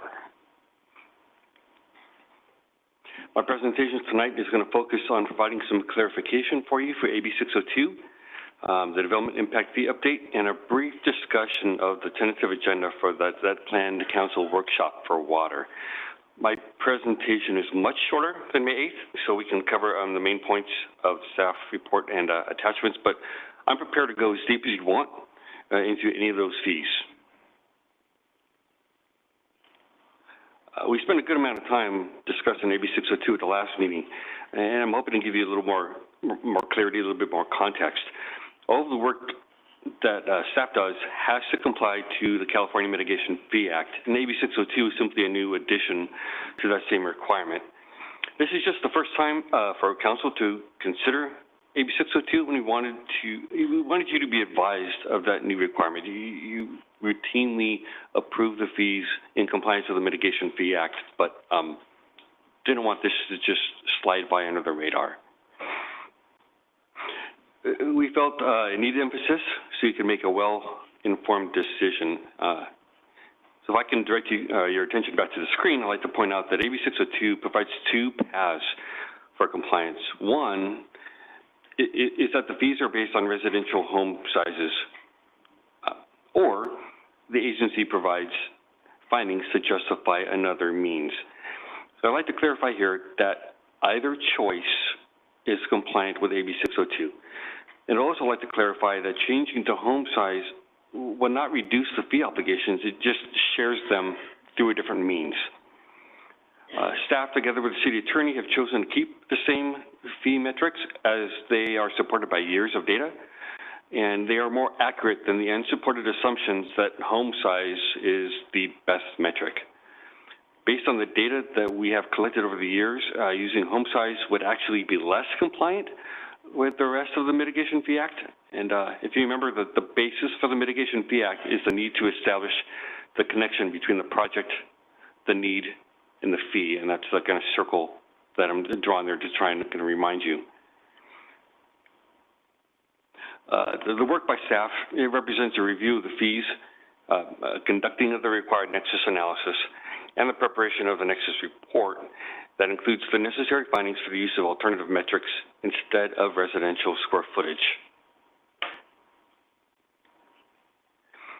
And here I'm just further outlining some of the information in the nexus report. There's information for each fee explaining why residential square footage is not the most appropriate metric, why the alternative and current method bears the most reasonable relationship between the project, the need, and the fee, as well as indicating that the current fee structure supports small development as intended by AB 602. This is further explained fee by fee in attachment 4, the nexus sheets, and I'm going to pause here just to see if you have any questions before I go a little bit further. Okay, I'll keep going then. So development impact fees, they are created as a funding mechanism to deliver the city's vision, which is contained within the general plan, all the master plans, and all the specific plans. In very simple terms, the more elaborate the city's vision, the higher the cost is going to be. The cost is then shared by development projects that create the need to build out the city's vision. The result is that the larger the impact from a project, the larger the fee. It also means a smaller impact results in a smaller fee. And here's one example of just that in a real high level. This is the sewer major facility fee. The current cost of construction, financing, and bond debt is roughly $470 million. The system serves a rough 49,000 equivalent single-family units. Do the math, and the cost per unit is $9,584.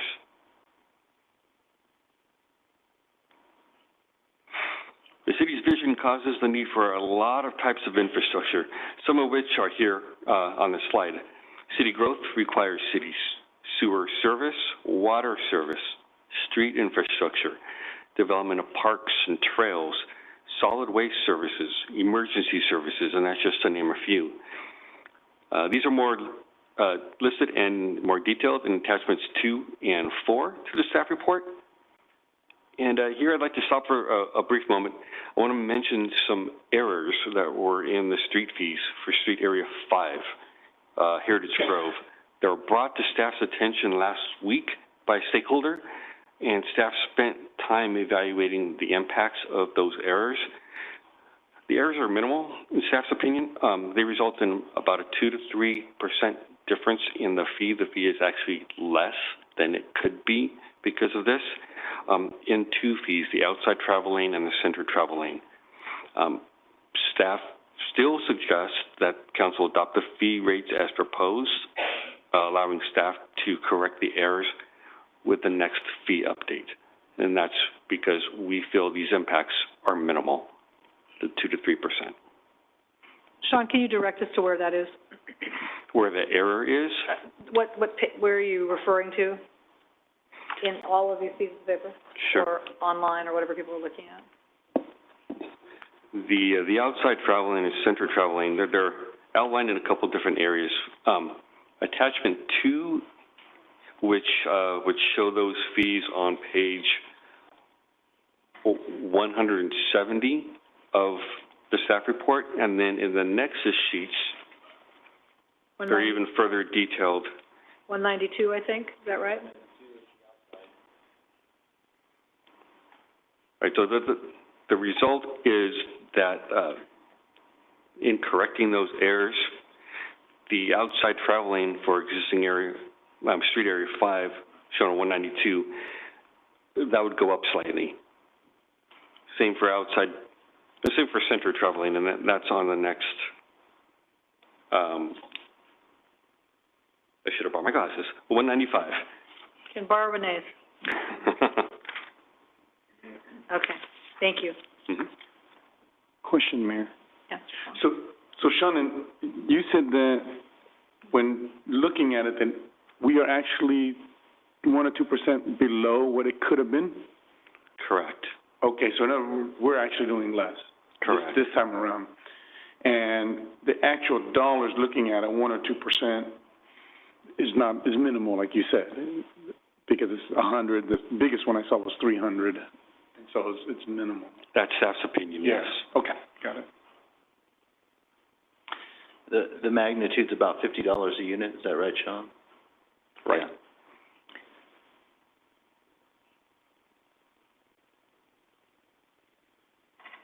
All right, so the next, I'm just going to outline a little bit of what these Nexus study pages have. And I just picked the community sanitation as a simple one for you.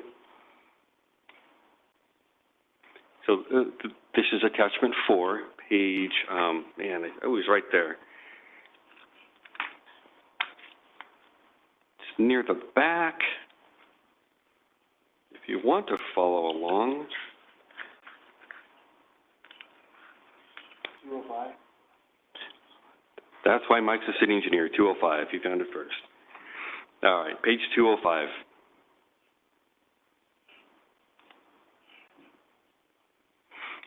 Okay. The first, it's a listing of the existing rates, the proposed rates, and the percent change. I know there was a question last time what the percent change is, and that's shown in each one of these Nexus pages. The second is the purpose of the fee. Third is the scope of the improvements covered by the fee. The fourth component is the nexus as required by the Mitigation Fee Act, and also the findings required by AB 602. Fifth is the methodology of the fee calculation. Sixth and last is a summary of factors that contribute to the proposed change. Each of these fees have the same 6 components with information specific to each fee. I'll pause here just in case you have any questions or you want to discuss any of these. Like I said, I'm willing to go into as much detail or as little detail as you want.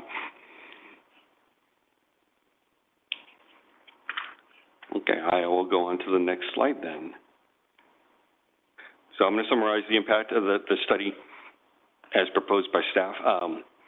We're back for you, in front of you, with all, except for the water fees, at the same adjustment as proposed on May 8th on all those other fees. Just the water is held at the current rate. The exception to the water categories are the water meter and the transceiver costs, because those are actual staff costs. The overall impact from this proposal is an increase of 2 to 10%, depending on land use and location. And if you remember, this is less than the prior proposal. That was 12 to 23%, depending on land use and location. The fee categories that contribute the largest share of the total fee obligation of the project are still sewer, water, streets, and parks. That's not saying that they are the largest adjustments. They are just, when you look at the total project's costs, those are the four main contributors to the cost of a project for the impact fees.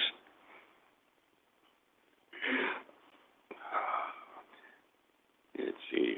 So you'd ask questions relative to the changes for each fee. That is all in the Nexus study, attachment 4.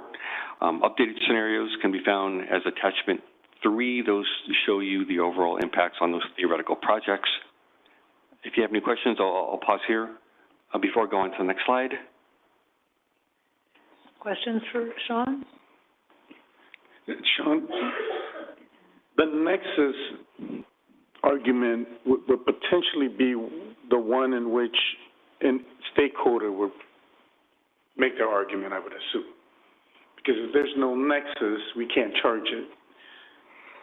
Is that pretty... That would be where we'd be challenged. Just, do we have a reasonable connection? That's what nexus means. Do we have a reasonable connection between the project, the impact, and the fee? And if we were at a line, that's where the developers would have an issue. But there is not much issue with the actual cost of what we're saying, meaning like, we'll say a water treatment plant. No one's arguing that it's costing $490-something million. So that is not, do we hear that a lot more than the actual nexus? Because I'm starting to see that we don't argue the amount, because the staff has done a great job in studying it and seeing that, you know, street's going to be X dollars, whatever the dollar amount is just, is it connected? Is that where the contentions are? I think we have less discussion on the nexus and maybe a little bit more discussion on the actual the cost, but I'll let the stakeholders speak to that. Okay. There's only been like the parks fee has been a recent question on the nexus. Is there a different way to spread the cost? And that's something that, as we come back to in a workshop, we'll explore that. Just like the water, there was just the question, is this really the best way to spread that cost? Were you going to say something? Yes. I think that the industry is just interested in making sure that the fees are as low as they can be, and then that we're not overcharging. So any area where there might be a question, cost, for water, cost is the major thing that's being questioned. They don't have confidence in the way our consultant put together the package, so they're focusing on that as the area that we need to study further to make sure that we're not overdoing it as far as the fees.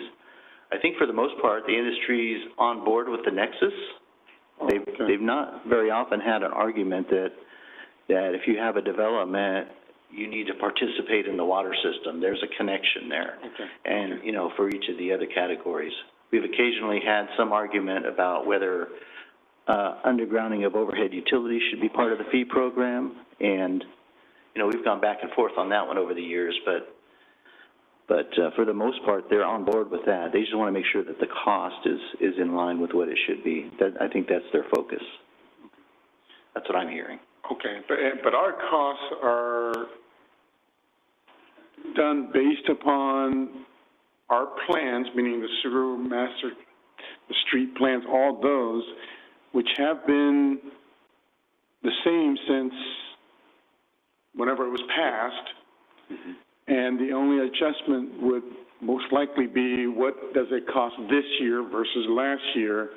Right. And so now the debate is, staff, your number is inaccurate according to our analysis. Is that sort of?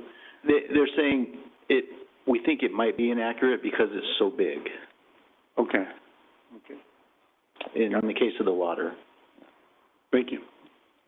I had a question on the police and fire fees. Can you talk about the math? How does a unit is defined as a separate dwelling unit, right? So in this case, the proposed is $1,457 per unit. And then it goes on to say that an equivalent dwelling unit is defined as a hotel, motel, et cetera, assisted living. What's the calculation on that? So if a hotel has 100 rooms, is it 100 EDUs, or how does that work exactly? And the reason I'm asking is, for a single-family home, a police department fee of $1,457 is barely one call for service in your lifetime, right? I mean, I don't know what a call for service is. Let's just call it $1,000 for the math. Call it $500. I'm wondering about that to me seems incredibly low for the use of the service by the homeowner or the occupant. And certainly in a motel or assisted living, those calls for service, maybe for PD a little bit less, but certainly for fire, are significantly more than the average single-family home. So can you just give me a little primer on how that's applied? Sure, yeah. The fee's not based on calls for service or frequency of calls for service. But that's a cost, there's a municipal cost to calls for service, right? Yes, so correct. we're trying to, and I know this is not about calls, this is about equipment and cars and replacement fleets and all of that. So I'm just trying to reconcile that in my mind. Yeah, so we take a look at how much equipment is needed for the population growth. When do we need more SWAT equipment? Okay, that is needed when we grow to X thousand more people. When do we need a new fire station, police station, that's going to serve the next 20,000 residents? And so we take a look at all the different equipment, facilities, land that are needed, not staff, not people, but all the equipment to support staff. And when is the trigger that we need that next thing? And that's how we come up with this math. We took a look at calls for service, but that just didn't seem to fit the nexus. It seemed more reasonable that as population grows, we need more facilities. So at a motel, for example, you would need more equipment to respond. Correct. Police or fire, I suppose, but let's call it fire. Correct. So that's all been calculated in the algorithm somehow. Right. Okay, thanks. All right, keep going. Okay. I promise I'm almost at the end. Take your time. The last thing here, I'd like to have a little bit of a dialogue with council, just to maybe get a little bit more information on this future workshop that I'm going to come back to you for the water. And I've added parks because there's questions from the developers as to how we do the parks. But I just want to make sure that we spend these next months really getting to the questions the council has and making sure we answer your concerns as just don't want to spin our wheels in the wrong direction. So based on the May 8th direction, we're going to come back later. We're going to talk about water, but since then, there's also been discussion among the stakeholders that let's take a look at the park fees. We just want to be open to that and just make sure the cost is the cost, but how do we share the cost? And that's what we think that conversation is really going to focus on. And the big underlying question with all this is the policy, does development pay its way 100%? Do we change that cost of that structure? Does our general plan continue the same level of parks, or does it diminish? Does it continue the same level of street improvements supported in the fees, or does it diminish? So I don't know if you can give me some of that feedback now, or if that's something that you can give me later through the city manager, but just be looking for some direction there.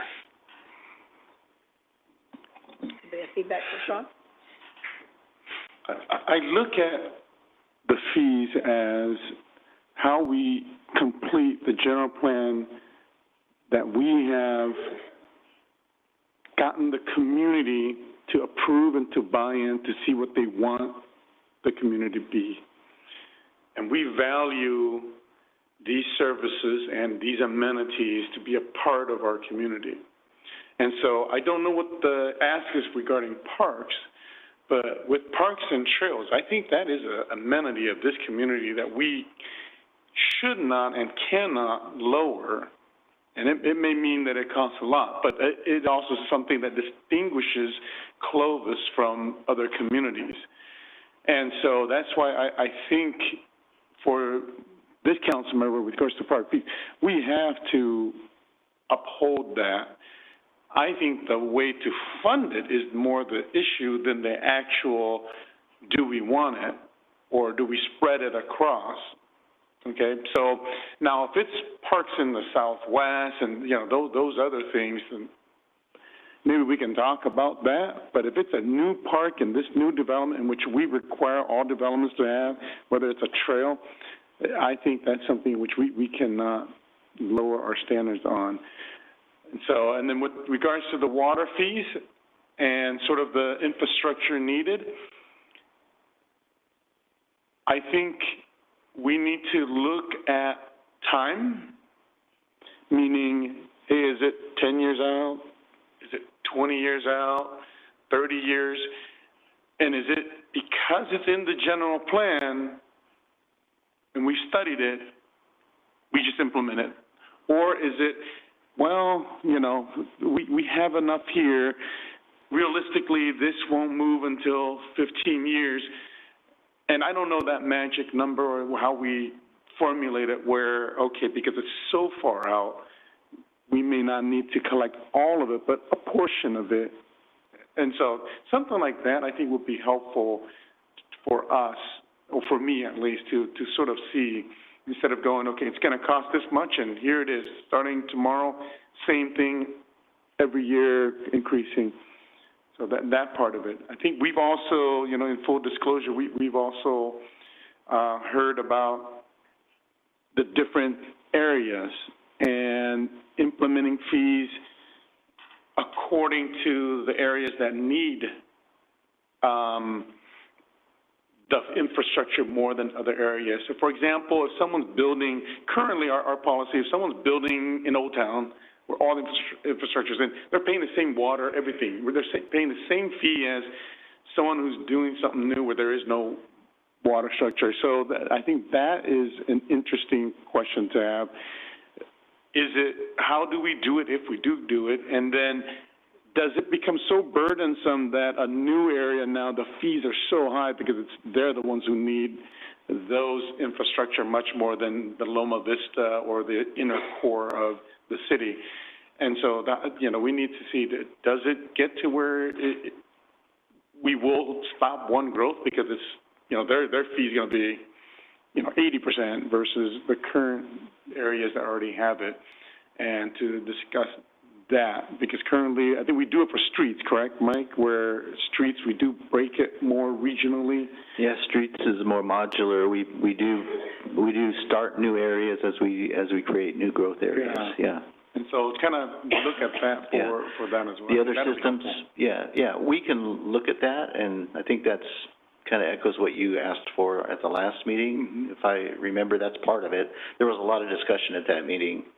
Yeah. There was, you know, there was talk about financing methods, there was talk about consultants, there was, I'm not sure how much of that was direction, but we want to be able to focus on what it is that we want to cover in this workshop. I think from my perspective, what I heard is that we want to validate the cost for water, so we'll have to put forth an effort to get that validated as to what these pieces are. And then we can discuss and do some scenarios for talking about putting it into areas. Right now, staff thinks that it's a kind of an integrated system.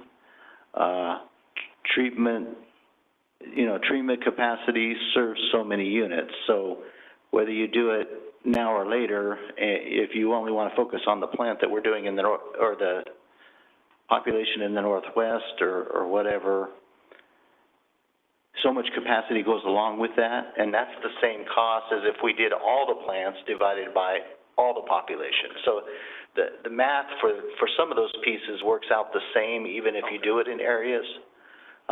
For some elements, maybe it doesn't, but it's fairly complex when you talk about the sewer and water infrastructure, more so than with the streets.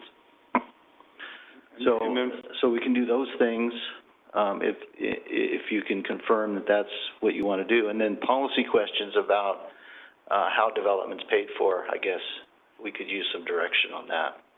How much of, what is it we want to get at with that policy question? Mm-hmm. And I think from what I've understood, and I think, Lynn, maybe you can shed some light, past councils have been opposed to sort of Melrose, and maybe how we can learn about that and how what our direction can be to allow developers to create some of those financing options. And then I think the last one is, does the current residents help pay? I mean, that's the big one, and I think that might be tough and or easy depending on how we sell it. So. Thanks, Vaughn. Any other comments or feedback on this agenda for Sean? Any from Matt? I would just say on the, talking about going forward for a workshop, I would like to just focus it on water, because that is such a big issue right now, and the fees. And I think parks are important as far as the workshops and stuff go, but if we start adding too many things, I don't think we'll be as successful as getting to, what the true outcome is going to be and the true cost. I mean, there's so many speculations that seem to be in place when it comes to what that water fees and stuff are going to be. My personal opinion would be just to start with water and go from there. Other thoughts? Okay, so I have quite a bit, and we'll probably be glad that Mike Harrison does not have thought bubbles as I start asking all of these questions. To Councilmember Baskel's point, I can see the benefit to that, and I was already, don't hate me, but kind of thinking this is like a multiple workshop kind of thing, at least it is in my head, because one of the things that I have tried to do is learn as much as I can about alternatives kind of on my own time. And so I was trying to look into other options of CFDs and Melrose and other communities that have utilized those and kind of try and see how it's all working together. And what I find is that every time I try to find an answer, I wind up with a lot more questions. And the other thing I've started to kind of try to wrap my brain around is, I think it was something that the mayor brought up on May 8th, which is this idea of kind of being at a crossroads with our community and our development and growth and where we are, and making sure that we take advantage of this moment in time to make sure that we set ourselves up to be successful for decades and decades and decades into the future. And so for me, I feel like it is imperative that we answer the water question in the short term, but be willing to really look at the items that are up here, which is alternative financing, alternative fee structures, and even those policy questions of exactly how we want to be paying for these things, because even the conversation about is it regional or, with our different areas, or is it citywide, I think there's probably some of those things that are actually both, including, water and sewer, where everybody's using the same system, but what's necessitating the capital projects and the really increased infrastructure costs are the new growth areas. And so is there a way to not have all our eggs in one basket, but maybe we do some development impact fees, some ways where it's dispersed more among ratepayers, and all those different things that I know we've talked about, and I recognize that that kind of a transition would be challenging. And so I feel like this is a much bigger question and issue that I don't think we can even solve right now, but I want to make sure that we have the opportunities to really look into it and get more information. At least that's how I feel. I feel like I don't have enough information because ultimately, you know, here we are, June 5th, was brought to council May 8th. I, you know, started hearing from the industry and stakeholders, you know, kind of in April, but that's not near enough time for someone with no background who is supposed to make an informed vote and decision on this to really understand what's at the best interest of the community, not only in the near term, but the future as well. So I would hope that regardless of what happens tonight, that we can really have a comprehensive, all hands on deck, all options on the table type of thing moving forward. Yeah, I just want to say, I agree with that. When I mentioned the water in the workshop, it is the same thing. It's looking at all the different options to, you know, how are we going to pay for this going forward? So that was my point as well. I think to this specifically, I'm not that interested in validating the water fees, park fees, and finance options. In my mind, that's really a staff stakeholder job. I think doing math with this group would be a disaster. Like this is how, I'm not sure that's, for me, that would not be as useful. I think the question is, what is our funding, our development fee construct for the next 20 years? That's it. That's what I don't know. And because I think what's happening is, and I guess maybe I think there's a better question than does development pay its own way? I don't know what the question is, but I'm thinking about it, because maybe we're asking the wrong question. Maybe that's not the problem we're trying to solve. Because I think what's happening as our city has gotten older, 30 years ago, it probably made sense. It seemed more uniform. It was a little more compact, all that. Today, that's not the case, right? We're way past that. So what I'm thinking is, development pays its own way is great unless you live in Southwest Clovis, because then you look around and go, wait, didn't pay for anything here. And I think that's a risk as time goes on, that we're gonna disenfranchise parts of our city as we get old. So those are the things that I think are different now than 30 years ago. I think development needs to account for its own costs, for sure.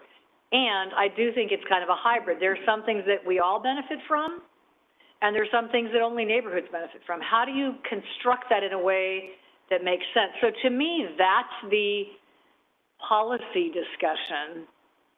And then I think the water, then if you have that as your framework, then how you solve for water, how you solve for parks comes out of that. But if we try to just solve for water without thinking about 20 or 30 years from now, we may only solve for water today, but it might be a bigger problem in a decade. I don't know if that makes sense, but I think that it's a construct question about how do we see this going forward, and what are best practices around the state? Because I just don't think we can keep raising our fees over time. When we're 200,000 people, is that what we're going to do? We're going to raise fees on everybody always? I think it'll be out of sight, and I don't know that that's quite right. That's a long answer, but I don't want to do the first one. Sorry, don't want to do math in public. Not good. I can't even do math in private. But I want to talk about I really want to do the stuff at the bottom. The construct about how are we going to fund our city in 20 years from now? What are the options? These might be the best options around. And of course, we got to solve for water. Of course, we have to solve for water. But I feel like if we don't think longer term, we're going to solve for a problem today that's going to be a different problem in 3 months from now or 3 years from now. So I don't think that's helpful at all, Sean, but we're here to help. You're welcome. Thank you. No, that is helpful. All right. So are you more? So you got feedback on your agenda, more than you wanted or less, I'm not sure which. Does that conclude this? Yes. Yay, I knew that. Yay. Well, no, not yay. So, you did a good job. I'm back just asking if you would consider and approve the findings of AB 602. This will become just routine over the years, just as the rest of the Mitigation Fee Act is routine. And then I'm asking for your approval of the Development Impact Fee Update for 23-24, less water. All right. Thank you, Sean. Are there any questions for staff, Mike or Sean? We're going to make Mike work till his last day. What's your last day? Oh, got lots of time. Okay. I wanted to, Mayor,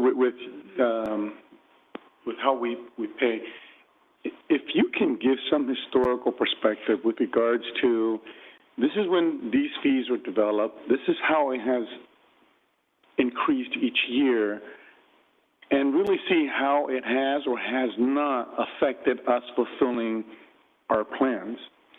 Because sometimes we have to go, well, there is a problem, and I think we're Mayor, you're hinting that there may be a problem with this current system, but maybe the data shows it's not really a problem. It was just a blip this last year and this year where it's 20-something%.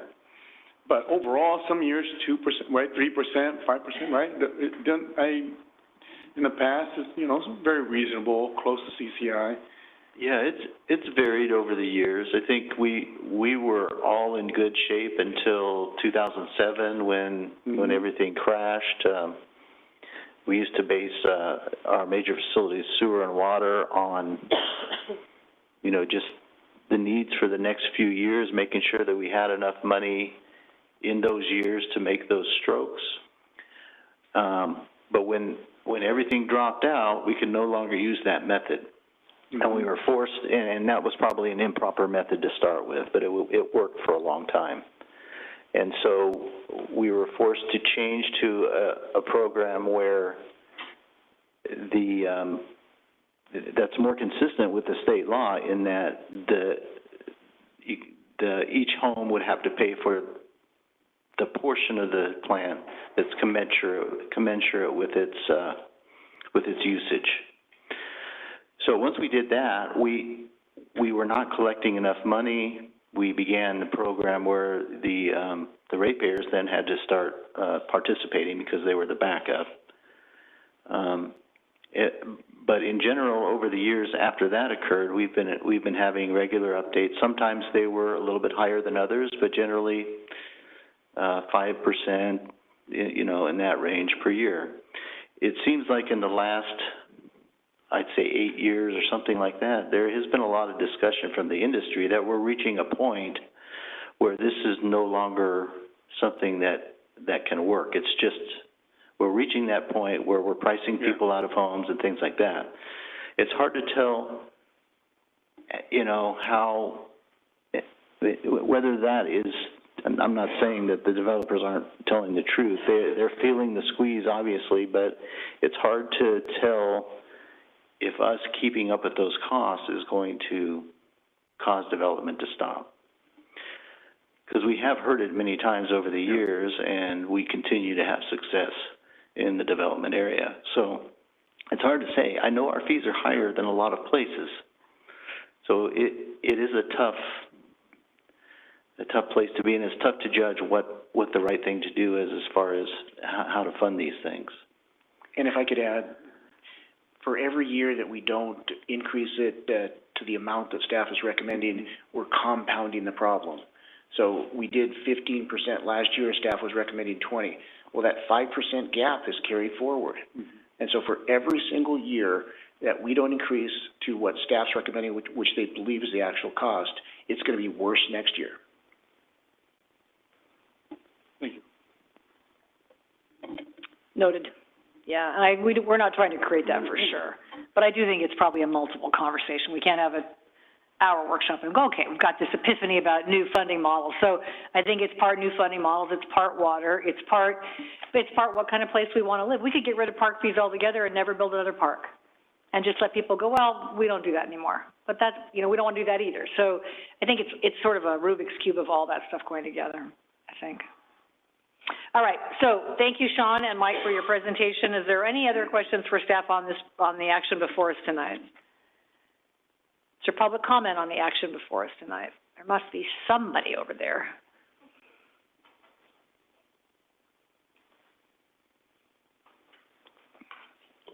Thank you, Mayor and members of the council.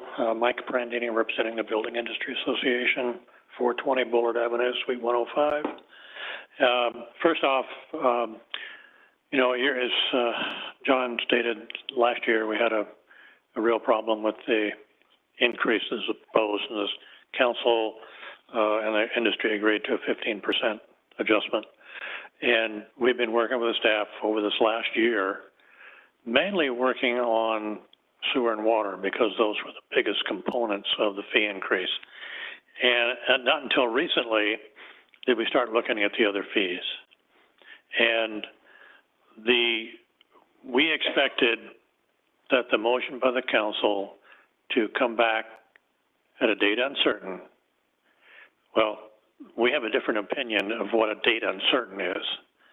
And surely it wasn't June 5th, because there are other issues we discovered in the calculation of the fees and the components of some of the fees. So we had requested the staff not to come back to the council today. We suggested that it should be probably maybe in July, to give us 60 days or so to work out through these issues. And we've had meetings from the May 8th, and we've looked at the analysis, and we've had people go over the numbers and go into the spreadsheets. And that's one thing that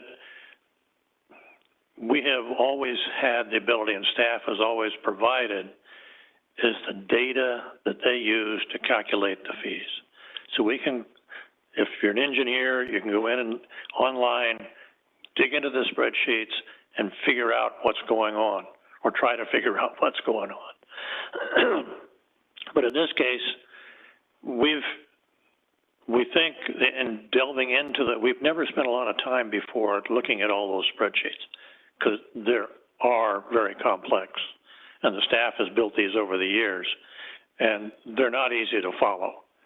So we've had a couple of people look at these spreadsheets, and we think there are some inconsistencies in the street fees. We're not certain that the calculation, as indicated before, for the parks is the correct methodology, and that needs some discussion. We have, with the undergrounding, as stated by staff, we've debated this over the years, but we're so far into it, we can't get out of it. We would like to dump it all together, but we're into it so many years that it would be impractical to terminate the fee and get rid of it because of the obligations that are outstanding. So, but we think that the right decision is to have the workshop with the council on the water. And I agree with you, Mayor Ashbeck, that the number crunching is the staff and the industry's responsibility to figure out what the industry can afford, what do we got to pay for, are the numbers that we're looking at, are they reasonable? Now, we are very uncomfortable with the amount of cost that has been provided to the staff by one of the consultants, and we think that needs to be really evaluated. If that's the real number, then that's the real number, and we'll have to figure out a way to do it. But we have some serious questions that those are the right numbers. For the sewer, the consultant provided sufficient data for us to feel comfortable that the numbers they were providing were real. They were not overblown. We think the water in the case are overblown. And there is a problem because you don't build a water treatment plant very often. You don't build water tanks very often. And so, but those are the things that we felt we needed to look at in this defer to a date uncertain. So we had some time. And we didn't have the time to get it done by tonight. And so we are requesting that these fees be delayed until maybe July so we can really dig into these numbers, because we have what seems to be some inconsistencies in the calculation, especially for streets. And so that's where we are tonight, is that we're requesting a deferment of these fees until we can really analyze all these other various fees, which admittedly we didn't spend much time on over the last year, because of the impact of the water and sewer. We spent so much time on that, we really didn't pay any attention to the other fees. And that's our problem. But we've really started to dig into it, and we think there are some issues that need to be resolved between the staff and the industry as to how these calculations are working, and because we think there are some inconsistencies within the calculation and the methodology. And also with respect to the police and fire fees, there are some components of those fees that we're not comfortable with in terms of cost.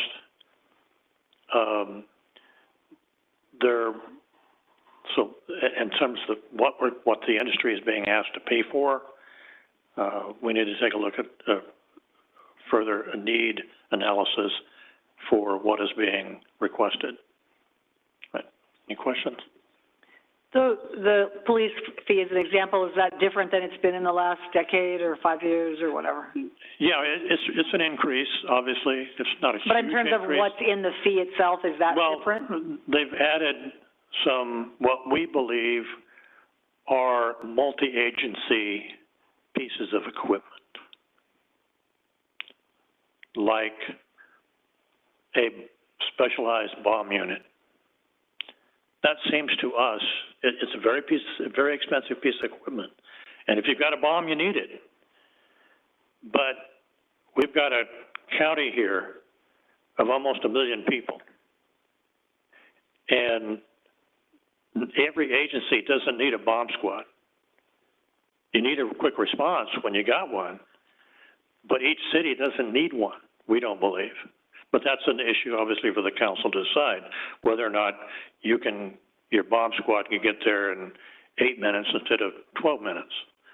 And obviously, 4 minutes may make a big deal if a bomb is ready to go off. But the probability, we believe, of some of the need for some of this equipment should be shared equipment amongst the agencies. The sheriff, Fresno PD, Clovis PD can share this equipment and spread the cost. It doesn't always have to be on the back of new development. And in addition, we believe in that nexus that the new growth is not requiring a new piece of bomb equipment. That is not, the rest of the population probably is, but typically when you get a new subdivision, your calls for service is very low in the police department and in fire department, especially now with the sprinkler systems required. But anyway, so those are the kind of things that we really need to hash out, and we really didn't have a chance to do that because we spent so much time with sewer and water. Sean, when is the workshop that you're thinking about, or workshops that you're thinking about? Honestly, we're so focused on just getting this back to you, I hadn't scheduled anything, but probably a couple weeks, we could start kicking around and just what kind of participants. It'll be a lot longer than that.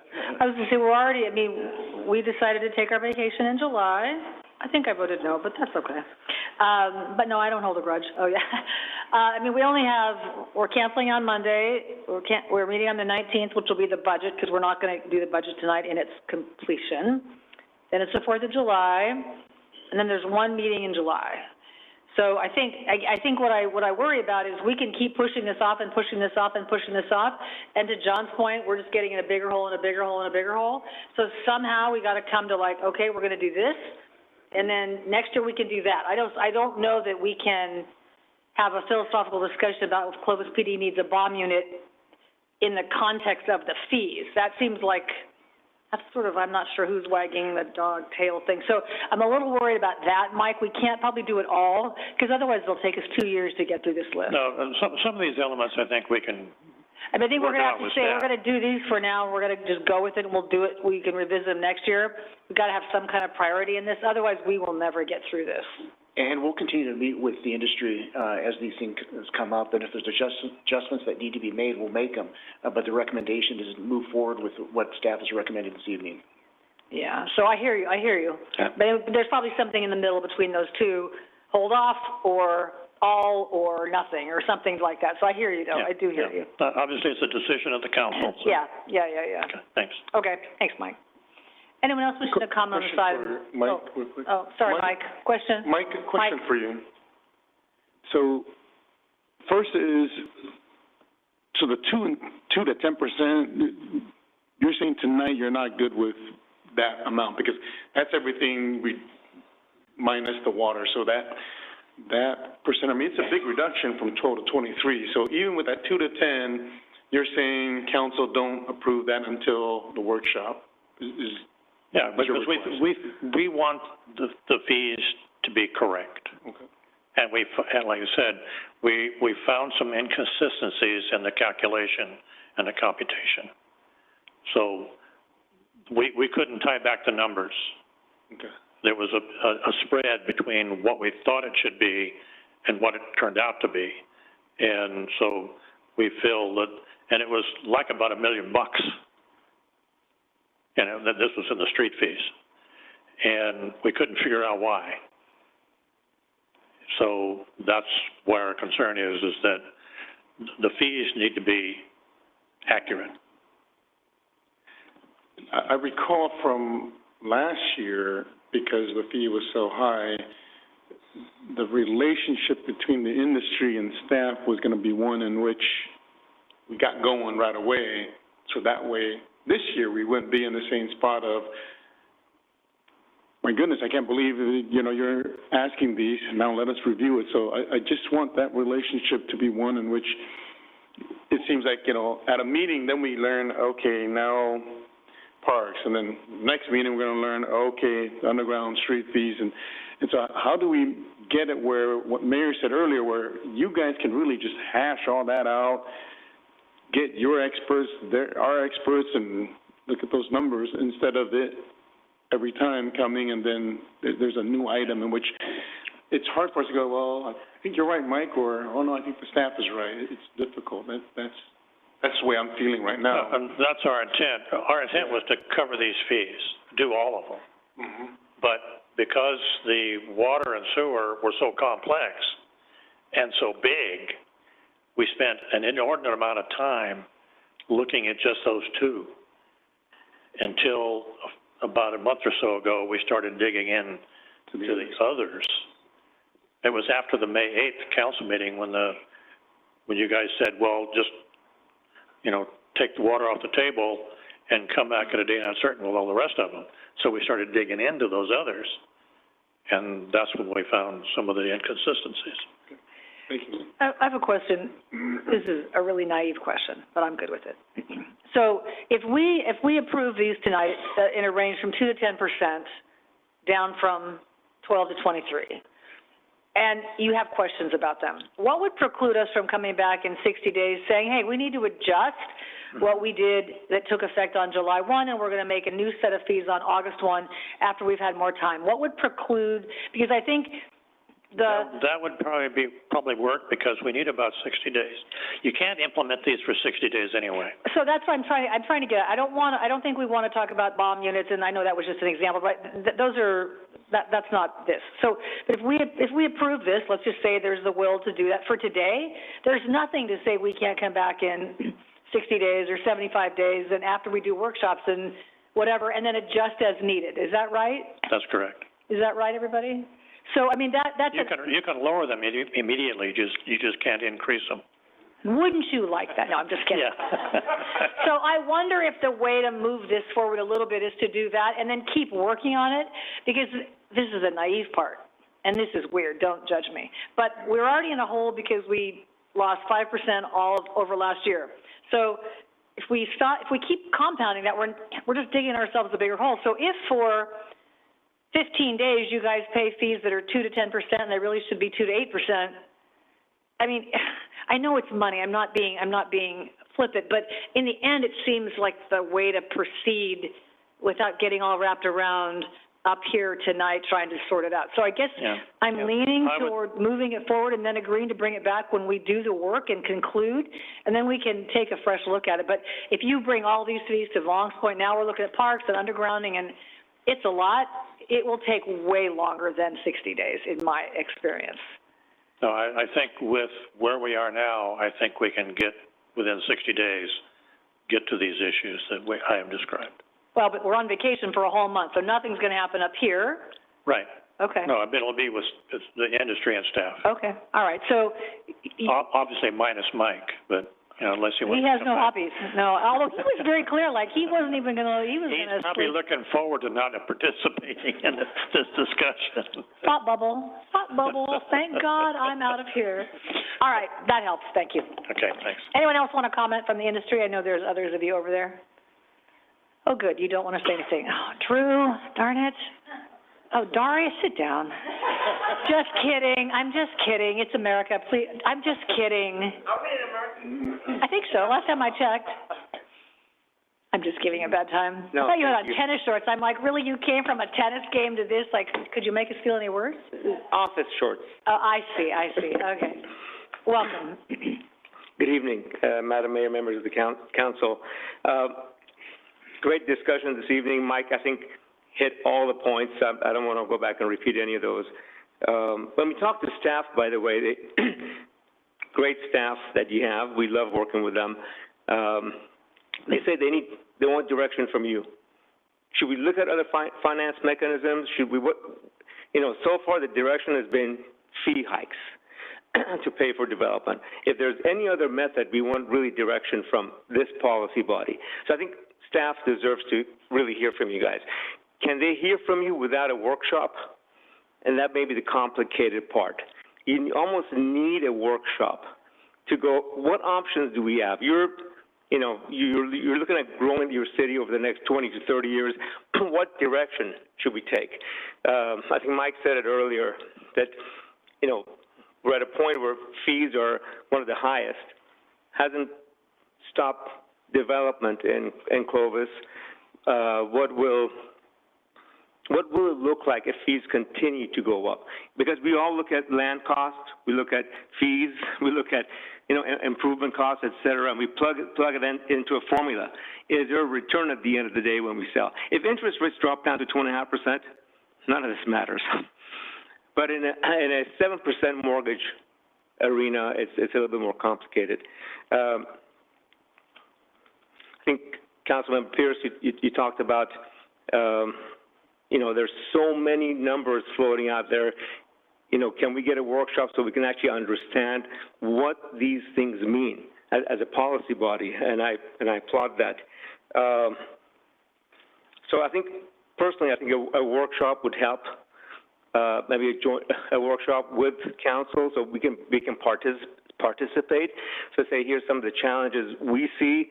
The park fees, we've talked about it in the past. Staff is very sensitive to that as well. By the way, majority of the homes we build in Clovis are probably average 2,500 square feet. We built quite a few homes in that 3,000 plus square feet in Clovis. But I also know there's members of the industry that build 1,200 and 1,500 square foot homes. Is it really fair for a 700 square foot apartment to pay the same fee as one of my homeowners that are 2,500 square feet? So those are some of the, I think, items that staff has looked at. They're looking at multiple math. We've done our own math analysis on what could a park fee per square foot look like. We've looked at other cities that have adopted this in California. So I think that could all be part of a workshop. Yes, there's more work to do. And yes, but sometimes I feel like if we don't do the workshop, we're kicking the can down the road. We're saying, let's just adopt it here tonight, we'll come back. By the way, I've never seen fees go back. I think one time you had a discount on downtown fees, but once fees get in, No, that's not true. Might be in other cities, that's not true here. We will lower the fee if it's not the right amount. Okay. Promise. Okay. This is think where you are, you're in Clovis, that's the way it works. Okay. I hear you. I don't think anybody's talking about not doing the workshop. I mean, I think we need some of that, and I hear you on the direction. Some options. You have options on parks. What options do we all love parks and trails. What is the most equitable way to pay for it? And just lastly, one, minor item. 1/3 of your Northwest Village doesn't have access to infrastructure. As part of the workshop, I hope that you would ask your staff, We have 2,500 acres. We've worked on it for 10 or 15 years. It's here now. How do we develop it? There's many of us that own property north of the FID canal. How do we develop that? And really, we look at this body to give direction to staff to go, okay, here's the mechanisms for annexation. Here's the mechanisms to bring the infrastructure up there. And if the answer is no, then we have to look elsewhere. And sometimes that means other cities. So I think as part of the workshop, the question should be, you guys spent a lot of time on Northwest Village back in, what year was that? 06, 7, 8, 9, for maybe it was later than that. For so many years you spent time on what do the land use look like. And you recently did an annexation on a part of it. How do we annex all of it? Do we need legislation? I know big chunks of Merced just got annexed. So I think some of those ideas could float around and really how to accelerate developing your city at a matter that makes sense, that's financially prudent to the city, to home builders, to homeowners, and to ratepayers. Yeah, thanks, Darius. Thank you. Appreciate it. Thanks, Darius. So you were talking about square footage. So are you pushing more that we do the AB 602 method much more than the units per acre method? Or depending on what the fee is, we may do one or the other? Yeah, it may be like 2 or 3 categories. Okay. This square footage range pays this square footage range pays that, so on and so forth. Okay. Is it, what city is it? Lancaster, Oceanside? One of those cities actually recently adopted a park fees that was in categories. Okay. So we can look at that. We can share in a potential, hopefully soon, future workshop. Okay. Thank you. Thank you. Appreciate you in your office shorts, too. Nice. Nice. All right. Anyone else wishing to comment on any of these items? I see other folks here, but I think you all feel like you maybe weighed in. You good? All right. Yes? Like an oxen. You raised your hand, now you got to talk. Just saying. All right, we'll bring it back to the council, and what is the pleasure of this group on this particular item? The staff recommendation is to approve the fees as presented without water. So I will await a motion of some sort. Well, I believe the continuance has already resulted in something that is, our staff has said is accurate, 2 to 10%, and I think you've gotten, meaning the industry has gotten some reduction, and I am comfortable in moving forward with that because the chunk or the major issue is the water, and I think that can still be discussed, and then we can still discuss financing and sort of policy issues in the workshop. And so that's where I'm at, and I'll allow my other council members to share before making a motion. Other comments on that? It's taking shape to be a motion, maybe? Yeah, I would just echo that, but I do think it's important that if there are components of the other fees, I think as you, Mayor, addressed, that there could still be conversations between industry and staff to reconcile some of those issues and questions. And so even if we do approve this level of fee structure tonight, that doesn't mean that in 60 days, 75 days, whatever it might be, there couldn't be still continuing conversations that would result in adjustments of those fees. So I think if that's kind of worked into it, then I would be comfortable with that. All right. Any other comments? Drew? I'm in general agreement that we need to move forward on these fees, schedule a workshop to deal with water alternative methods of financing. I'm a little concerned that if we don't focus the workshop primarily on water and sewer, that we will continue dragging our feet. So I think that we should have that as the priority, water and sewer fees for this workshop. and we can do another workshop sometime in the future on the other fees, but I kind of want to put that one to bed. But if we do this today, then at least we can move on for a while, and we're not going to be in the hole even more fee-wise. Matt, any comment? Oh, I'm sorry, Vaughn. I'm just going to, Councilman Bessinger, I think to the mayor's point, those details can be directed at staff and industry to work out, where that workshop is not us going, oh, yeah, we do need this there, we don't need this there. Allow them to work those items out, and whatever is stuck, meaning, time frame, whatever it is it feasible to charge everyone the same, those policy type questions, then we can decide. But I am in agreement with the mayor in that if that workshop is just all us talking about, the nitty gritty of sewer and water, I don't know how competent we will be able to be to contribute other than just listening to your report.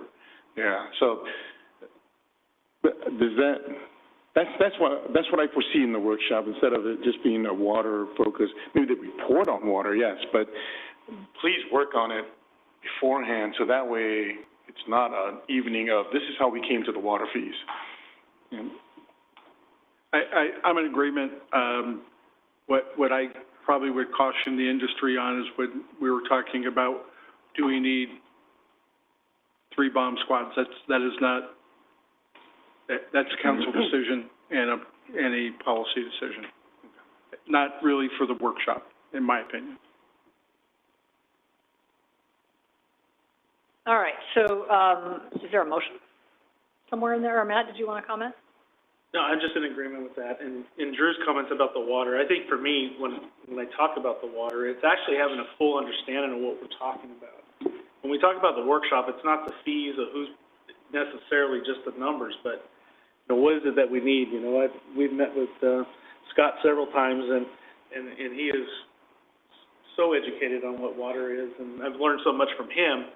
I've also learned from the industry on what the needs are. So I think when we talk about the water situation, for me anyways, in the workshop, it's not necessarily just the back and forth on what the numbers is. It's actually understanding what it is that we need as a city going forward, and how we're going to pay for that is, part of it. I think it's and. Everything, all that we said is it's and. So I think we can, if the will is to move forward on the fees tonight as they are, and if in the next 60 to 90 days we come back and they need to be adjusted, lower or higher, and I think the workshop is probably at least 2 conversations, one about the framework and the construct, and water. Like, it's all possible at the same time. I don't think they're mutually exclusive. So, I don't think it's math. So for sure I don't want to do math. But I think for us to understand how the water, it's really about the water system we're trying to fund. It's not about water. It's about water, but it's about the system. And our calculations are based on a system of sewer and water across all of Clovis. And that gets to the construct question. So I think it's and. So I think it's at least two focused workshops. I think it's maybe potentially approving these tonight, and after continued work, as you all look at parks and streets and all the rest, then we can adjust as we need to. And I think Drew's right that it's not a policy, if we think that our city wants to be a full-service city with 2 bomb units because we have 300,000 people, that's this call, and then, the industry will work with it. So I think it's not that kind of discussion. So there's a lot of ands in there, but I think it's 2 workshops and maybe action tonight to do something here. Is that right? I heard something earlier from the industry saying that there may be questions in which they're waiting for us to. So, to the staff, are there certain things in which you need clarity from us so that when you are discussing some of these issues, it's not a, well, I don't know, didn't get any direction from council. So that way it's a, well, can you tell us, council, how you would like us, whatever the questions are, because I don't think it's beneficial when they come back, now we're gonna have another meeting and you're gonna have to present something to us going, council, give us direction on this item. Is there anything you foresee of these fees that you're gonna work with the industry on that you may need? So I think that we got direction on what you want for the workshops. That was the main thing that I think Sean was asking for in his presentation. So we've got that. We've had discussions with the industry about the parks. I think that we've got the message that we probably need to do some homework and figure out if there's an alternative that we can present to council. I don't know when. Maybe it's next year's update. Maybe it's sooner. I don't know. And then as far as the number crunching on the rest of the fees, we're always available to do that, and we will do that, you know, at the speed that the industry wants to move along with that. So I don't think that we need any further direction from council. And if I could just clarify, we're talking about two workshops, possibly one of them talking about the framework and construct of development impact fees as one, and then two coming back to talk about options to finance. Do I have your agreement? The only thing I would rephrase is one is about the construct of how to fund future development. It may not be a fee. So I think what you said are the same. In my mind, they're the same, right? One is how do we pay for our city in the next decade? And then I think the second question is on some of these more specific parks, water, et cetera. I think that's how I see it. Okay. Because I think going into it saying what kind of fees are we going to have presumes we're going to have just more fees.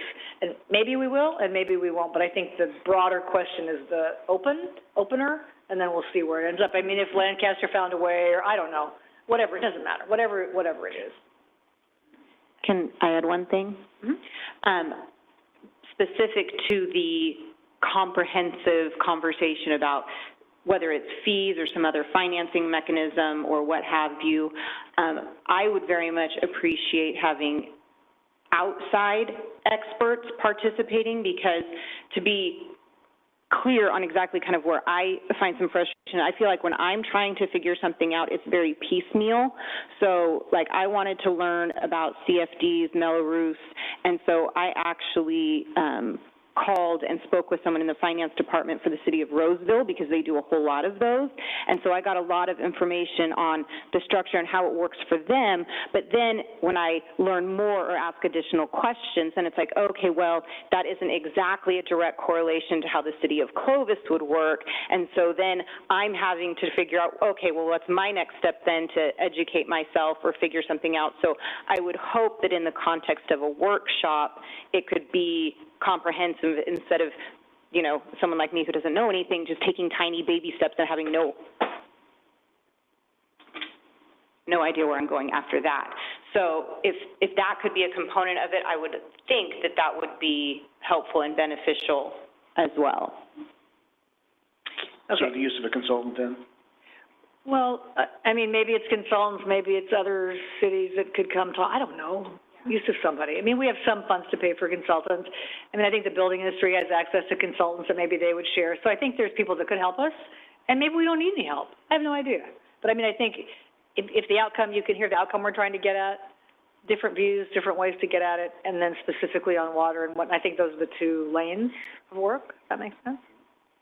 All right, let's get a motion on the table and move on from this, please. Okay, I will go ahead and make a motion to the fees as proposed for the 2%, 10%, and I think that's the only motion we need for this evening, correct? We need Scott, and then we don't need a motion to include all the ABC. The resolution will approve, if that's what you're inclined to do. Yes. So I will make a motion to approve the resolution, the city council to revising the master development fee schedule and providing a description of fees to be requested for county adoption. Second. There's a motion and a second. Is there any other discussion on the motion? Seeing none, all those in favor signify by saying aye. Aye. Opposed? Motion carries 5-0. You'll be back. The fees go into effect in 60 days, is that correct? Yes. And can it be prepaid individually per lot? Yes, sir. We have a prepayment policy, and I can work with you separately if you want. Okay. So Got it, thank you. Thanks, Darius. All right. Thank you, Mike and Sean. So next up is our annual budget, considering the 23-24 annual budget, 5-year capital improvement program, and information regarding a Clovis successor agency. We have a little tiny, maybe miscommunication. So I was under the impression that when we talked about this on May 15th and you directors did like speed dating through your departments, I thought that was just new council members, here's kind of how it works, you'll be back with more. So, but I think John and I were on the same page. So this, because I said, well, the budget isn't on our agenda tonight, but this was to be the approval of the budget. So I'm feeling like that's not quite enough. I feel like we need a little more conversation, or at least a chance for council to maybe hear the presentations again, if there are questions, if council members have ideas, before we approve a $300-some million budget. So we're going to do kind of a hybrid thing. So maybe tonight we can start. We're going to go in the order of the departments from May 15th, but we're not going to do them all. Okay. Because I'm not going to stay here, so I'm sorry. We're not good at 11 o'clock. Government is not good at 11 o'clock at night. So if maybe we can just do the recap and start with the budget, or whatever you were going to do anyway, and then we can work through department by department budget, and then we'll come back on June 19th and finish up, and maybe do capital improvement and successor agency, and approve the budget on June 19th. Are my colleagues okay with that approach? Does that make sense? And maybe we have no questions and we'll be done by 9:15. I don't really know, but I feel like we owe it to the residents to give a little more than 45 minutes of a budget that's $300-some million. So I think John and I just got a little bit out of sync on the item. I was probably under the influence of cough medicine, so possible I missed or I coughed through the whole thing. I don't even know what happened. So that's what we're going to do on this item. We're going to do it for, 45 minutes or so. We'll see how far we get, and then maybe department directors could do rock, scissors, paper, who wants to stay or go. I don't know, I made that up. Okay, ready? Does that work, John? Do you want to start, or Jay want to start? I'll get started. Okay. And I was just going to suggest we go in the order that we did on the 15th. And I'll start I think they're doing rock, scissors, paper, so I don't know if that's going to work out. No, I'm just kidding. And I apologize for the miscommunication, but we'll go ahead and get started. What you have before you, unfortunately not on the screen, is going to be a copy of the presentation that was presented on June 5th. I'll do the introduction, and then we'll turn it over to the departments to do an overview. It's an opportunity. I want to go department by department and pause between each one and have you ask questions or make comments on each department as we go through them. So starting off with the overall budget, as I indicated, it was presented on May 15th. Staff is not recommending approval of the budget this evening. We're recommending we hear the departments and we continue the item to June 19th, because later on staff will be recommending the cancellation of June 12th. Overall, we're talking about a $330 million budget. It is balanced with current revenues and capital reserves, $280 million in operating expenses, and approximately $50 million in our community investment projects. The general fund, which is generally the focus of the budget discussion, is $105 million, of which 87% of the discretionary funding is dedicated to public safety. Sales and property tax make up a majority of the revenues associated with the discretionary revenues, which in this case is about 85% of the total.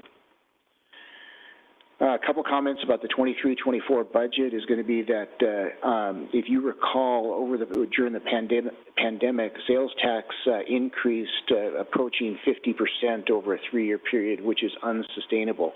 What we're seeing right now is going to be that the expenses are going faster than revenues. I got a copy of a report from Jay and Susan this afternoon that talked about a forecast of the decline or slowdown of sales tax, which is currently projected to be about $600,000 through the remainder of this fiscal year. And if that carries forward into next year, it could represent, from what the state is predicting, about a $2 to $2.4 million hit to our general fund. So that being said, is going to be that we could have some challenges over the next 12 to 15 months. We do have an emergency reserve at 22%, which is 22% of the $105 million, which is $22.7 million. We also have a $2 million in an unreserved fund balance, which allows the city, if something was to come up, we'd have $2 million to deal with it. Pop up, we call it. The budget itself also allows for additional investments. This is a similar chart to what you've seen before, is going to be with the population growth being in the orange bars and then the gray line being the number of employees per thousand. We've done a pretty good job. You take a look at during the recession, we peaked at almost 6 employees per thousand, and with the growth, we've been able to provide the same level of service with approximately 4.8 employees per thousand. This is a chart I showed before. You take a look at the one chart there that talks about the possibility or in 2007 and 8, recession was 100% probability. And then you take a look at over the years, the pandemic spike there went up to almost 100%, and you see how it has increased over the past year, but it's beginning to decline. The chart on the right is going to be inflation, which is coming down. Historically, it's the Fed likes to run it at somewhere around 2%, but it's running right now about 4.5%. I'll go ahead and summarize right here before I turn it over to Jay, who's going to cover the first department. As I indicated, with the sales tax impact, we're going to continue to monitor the economic conditions, which is going to be critical and may require a pivot. So in that pivot, I mean there could be a time where we come back and hold position vacancies because revenues aren't coming in as expected. We may need to adjust, so we're going to have to watch it earlier in the year versus late in the year, because if we wait until April to start making adjustments, it's difficult to make any significant adjustments in a 3-month period. The budget is a growth budget, but it still doesn't catch the city up. We're able to maintain the level of reserves that is being recommended, and it does allow for significant investments in older neighborhoods in Clovis. Before I turn it over to Jay, is there any questions of me? And I'll bring it back at the end. Any questions for John? So we're going to try to hear and then a question, and then we'll move on. And by the time we get to the end of this, if it's 9:15 or June 19th, we should be able to offer input and have any questions answered as we get there. Yeah? Yeah, okay. Correct. Any comments for John on this part? Okay.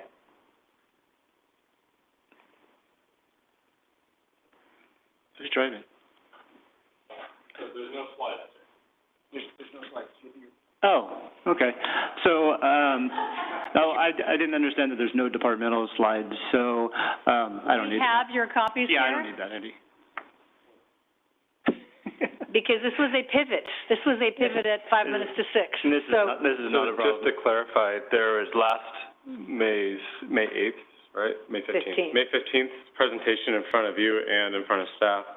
Jay's presentation would begin, I believe, on page 3 of the printout and slide 50. Correct. So good evening, Mayor, members You of the could council. sit here and poke that all night long and nothing was going to happen. It was going backwards and I wasn't doing it. Good evening.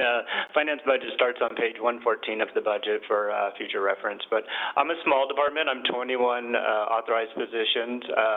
Myself and 4 back there, thank you very much for staying tonight. We are approximately a $3 million budget. Last year, we ended with 3.3. This year, we're estimating at 3.6, and next year, 3.9. So it's basically a status quo budget from finance perspective. That growth that you're seeing is really salary and related benefits, cost of doing business, services, materials, supplies, cost of benefits for the employees, including property and liability insurance, out of our control, just kind of cost of doing business for Clovis.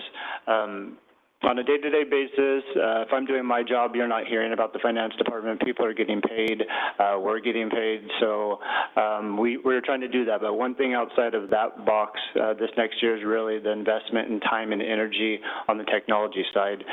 So we are undertaking a huge project with public utilities as it relates to utility billing. And so we're at the beginning phases of that just right now, kind of charting out how we do business and converting that with the vendor SpryPoint to be able to bring that live.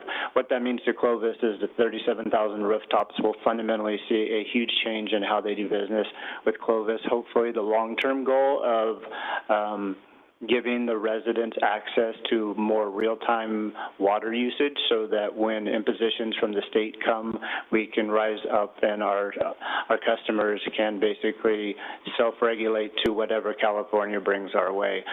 We're excited about it. I think public utilities and IT are also excited about it just from the future technology standpoint that it's just a more modern platform. Our legacy system is over 35 years old, the best we can tell, so it's way overdue. In addition to that, our finance system is in need of an upgrade just to kind of stay current and supported. So it's a more minor update, but it is something that isn't necessarily a hard cost, but a cost and time and effort in order to get my department to the next version. So those two technologies alone will pretty much consume all of my staff's any extra bandwidth, including maybe some nights and weekends. So that's really where the finance department is this year, is just the day-to-day, getting the budget done, the 5-year done, the ACFR done, and then in addition, kind of these two rather large lifts that we're planning on bringing, over the next 12 to 18 months. So if you have any questions on the finance department, I'll be happy to answer those at this time. Jay, I guess for my interest, but also for many who ask me and I can't explain, in your budget book, page 47, it talks about debt obligations and the different types of debt and why we can't go out to do any bonds. Can you just talk about that generally so that way we kind of understand and know our current position and why we can't just go get a bond now to, do the next water treatment plant or expansion?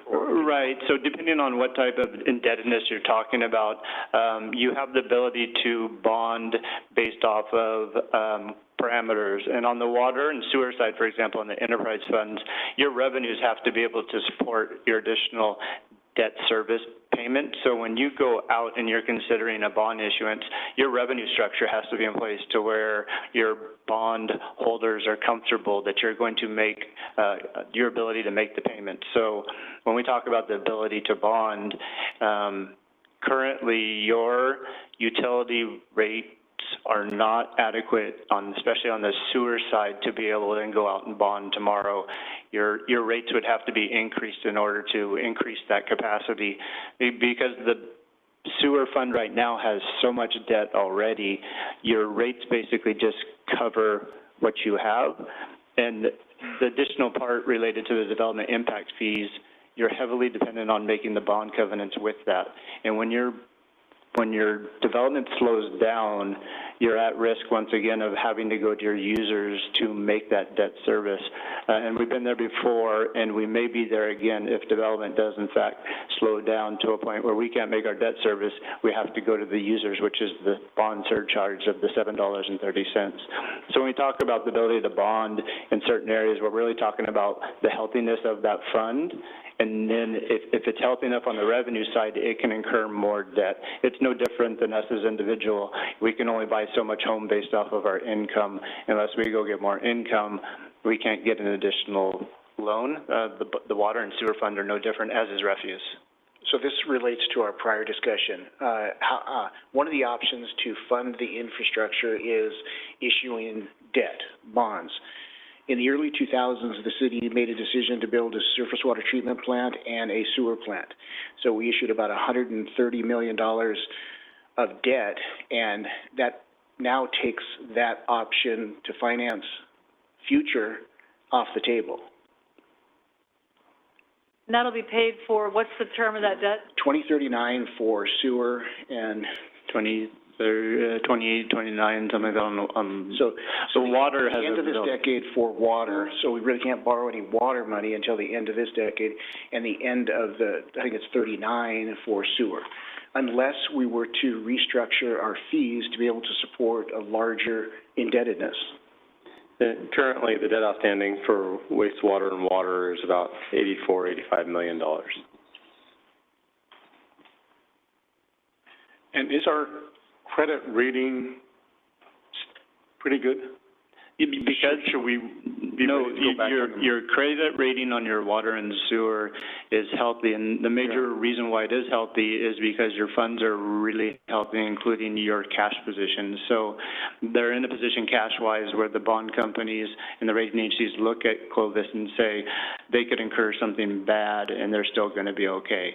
But I would encourage you, when we get closer to bonding, that we look at that to improve our ratings as much as possible when we go to issue, because that's a direct reflection on what our cost is going to be on the money that we borrow.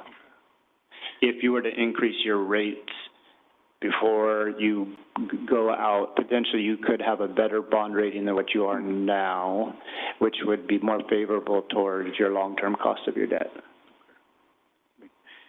Then my other question is with regards to, I think every month we get sort of the investments and the reports on it, and it's usually in consent. How often do your department review those and ever make adjustments and or change funds based upon our investment policy? So we meet monthly with our investment advisors. We also meet with City Manager Mr. Holt and Mr. Serpa before that to get a feel, because we have a wide range of investments that we legally and permissible can go into, but there's also a comfort level as far as your safety, liquidity, yield. You lose some of that safety as you branch out into other debt instruments. So we have been looking and have discussed, and we've extended our investment ladder from a 3-year period to a 5-year period and gaining yields, but we're yet to have those meaningful transitions into things like corporate bonds, your Apples of your world, your Microsofts.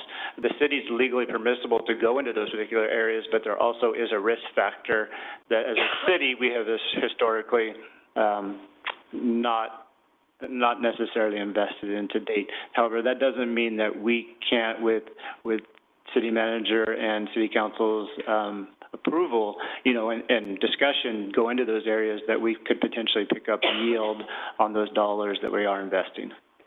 Yeah, I just want to put on the table that, we are, our duty is to be good stewards of the funds we're investing. And I think I remember when I looked at it more in detail, 2%, 3%, 4% was good. And so,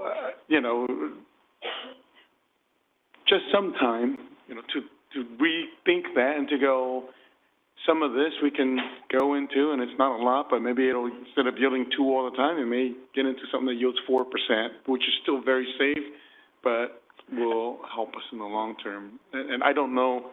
I know you're looking at it monthly, so if whenever that happens, please come back and challenge us to see if we can also look at it and see what we can do to improve the yield. There's a handful of different type of investment instruments that, we'd be more than happy to discuss with the appetite for, and the risk associated with additional yield, the kind of the cost benefit, I suppose, of additional instruments and what that may mean to our pool. The big winners in that situation would be your heavy cash funds, your water, sewer, streets. They're going to be the ones benefiting from that. Do you pick on additional risk? Yes, but there definitely is an additional reward, and we could bring that to you in the future if you like. I think you answered my last question. Your department oversees all funds. Yes. That are being invested, correct. Whether it's the water or sewer, those. Okay. Yes. Thank you. Any questions of Jay?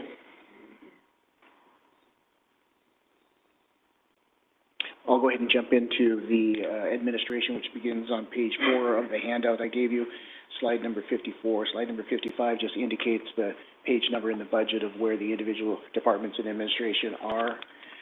Starting off with the city council budget in 21-22 was approximately $340,000. The estimate to close this year is $360,000. And the proposed budget for 23-24 is $560,000. And if you recall, the reason that the big jump there is going to be the inclusion of $200,000 in there for the work that we're going to have done by a consultant that you approved on the consent calendar tonight. Under the city attorney, slide number 57, the last year's actual was approximately $700,000. The estimate to close this year is about $800,000. And we have a budget for 23-24 of a little over $1.1 million. And the reason we have that in there is because there's some anticipated litigation that we're going to have to deal with over the next year. The city manager budget, the administrative part of it, the last year's actual was $1.185 million. The estimate to close is coming in, we're estimated about right at $1 million. And pretty status quo budget, the proposed 23-24 is $1.134 million. Moving on to the city clerk budget. The city clerk budget, if you recall, fluctuates year to year based on the conduct of an election. So last year's actual was approximately $260,000. The estimate to close because of the November election was $433,600. And we're estimating the next year, Carrie, help me, we're not going to have an election next year, okay? So it's November of 24 would be the next election, unless we decided to do something with the Lou Edwards group off-cycle, which could potentially be in like a March or a June. And if we were to do any kind of standalone election, it would probably be in the neighborhood of $300,000 to be able to conduct that election. Okay. And beginning on slide number 60, I'm going to pull Jesse Velez up because I'm not going to wing it for IT. Good evening, Mayor, members of the council. So the IT division budget, the actual from past year was $4.4 million. The estimate to close for the current year is $10 million, and that includes the funding for the utility billing and the ERP systems, and then just for the proposed budget, 6.3-ish there. And the big kind of increase in cost is really subscriptions and inflation. I think those two things are really impacting or have impacted technology, the industry as a whole. In terms of the IT division, there's 18 staff members. We provide technical support to all city departments. Basically, if you plug it in, then good chance that IT is going to be helping support that thing. Cybersecurity-wise, we are as part of the cybersecurity insurance program that the city is involved with. We are going with a thing called endpoint detection and response system. It's the next level of antivirus. It's tied into the federal Security Operations Center and those kinds of things. So that is an initiative that if it's approved in the budget, we'll be looking to do that here really soon, starting in July. We'll continue with our cybersecurity awareness emails and phishing campaigns. Those seem to be going pretty well, and the last one that we went out with, there was 15% or so hit rate that we got, that people opened it. That's actually close to industry standard, but what I was more encouraged by was how many people sent me or our team the email itself and were self-aware of not to click on anything and reporting it, and that, that's probably a more important component is getting out there and vocalizing it and reporting it, and so we can put it on our blocks and continue to provide notice and knowledge transfer for that kind of stuff. So I just wanted to point that out. Some major projects that we're working on next fiscal will be assisting, of course, the finance department, as Jay mentioned, with their upgrades. We have some network and communication systems that need upgrading. Will be our desktop. We're going to push really hard this upcoming year for printer replacements that also don't get a lot of the security updates and are older now, so we're going to refresh those as well. And we have some wireless system upgrades too to make some improvements with that system. That's, kind of get it back to industry standard level of communications for those. And that concludes my report. Jesse, you're not hiring anybody, you're not proposed to hire anybody in the next fiscal year? We do have 2 current vacancies, but we're not asking for Not an new additional FTEs. body, no. Not at this time. At what point do you see, this is like my hospital life, at what point do you see like you just can't keep doing this more with what you have? I mean, 18 people for a city this size is probably pretty skeletal, I would guess. And then, I mean, to get to 150,000 people, like what do you see that ramp up? Because we don't ever add FTEs, and yet we just keep asking people to do more and more. At some point, we all run out of bandwidth. So what do you see that long term on that? I think we have a really good team right now that's been here a while and do all the work, and it does get challenging at times. As we grow as a city, we do feel the effects. We are feeling that we're having to stay here later or schedule things after hours more regularly and those kinds of things to not impact folks. But from a staffing perspective, I'll use the cybersecurity analyst position that we're approved this year. I think we want to get a body in place and then hopefully start building a team below to not only help support that, but to actually do the succession planning and those kinds of things as well. So I would probably propose to John, more succession planning, and if we have an analyst and a specialist underneath, to start learning and picking up some of the workload. But as we build our strategic plan for our technology for the next 5 years, I'll work with Andy and John to try to identify some of those needs and see what the metrics are there. And if I could just ask Andy to kind of give an update of the housing that we plan to do for IT over the next couple months. Yeah, so on the consent calendar was the approval of a lease for office space. One of the issues that IT is up against is the lack of space. That solves that problem. It'll give us some opportunities to expand that team into the future with a variety of forms. So that's really encouraging, as well as addresses some substandard issues that we were dealing with. And if you recall, we're currently looking at the courthouse and seeing if there's a possibility that we could acquire it. And we're probably going to do some analysis to determine exactly who and what additional office space we can put in there should we be able to acquire it. Thanks, Jesse. Any questions, Paul? Maybe a John question, but since it's IT, when do we get to where we're going, hey, let's be the most futuristic tech, young people and then we push it to where the departments move it, or is it more of a departmental where transit sees this new technology, then they buy it, and then they come to you? I mean, how do we get it where we're pushing that to all our departments? Because PD may be the most advanced, but then, not to pick on fire, but, fire's still using paper. And so how do we make it where we push all that and we invest in it, and how does all that work? I'll start, and I'll have Jesse expand on it. You asked why 18 people can support 700 employees in a city of 125,000.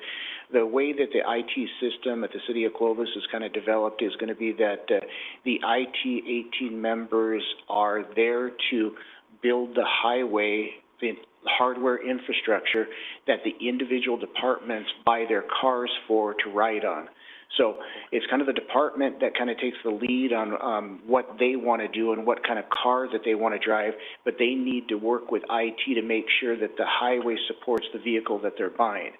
And circling back to your original comment about being what Jesse and I call bleeding edge, is going to be that we found it to be risky.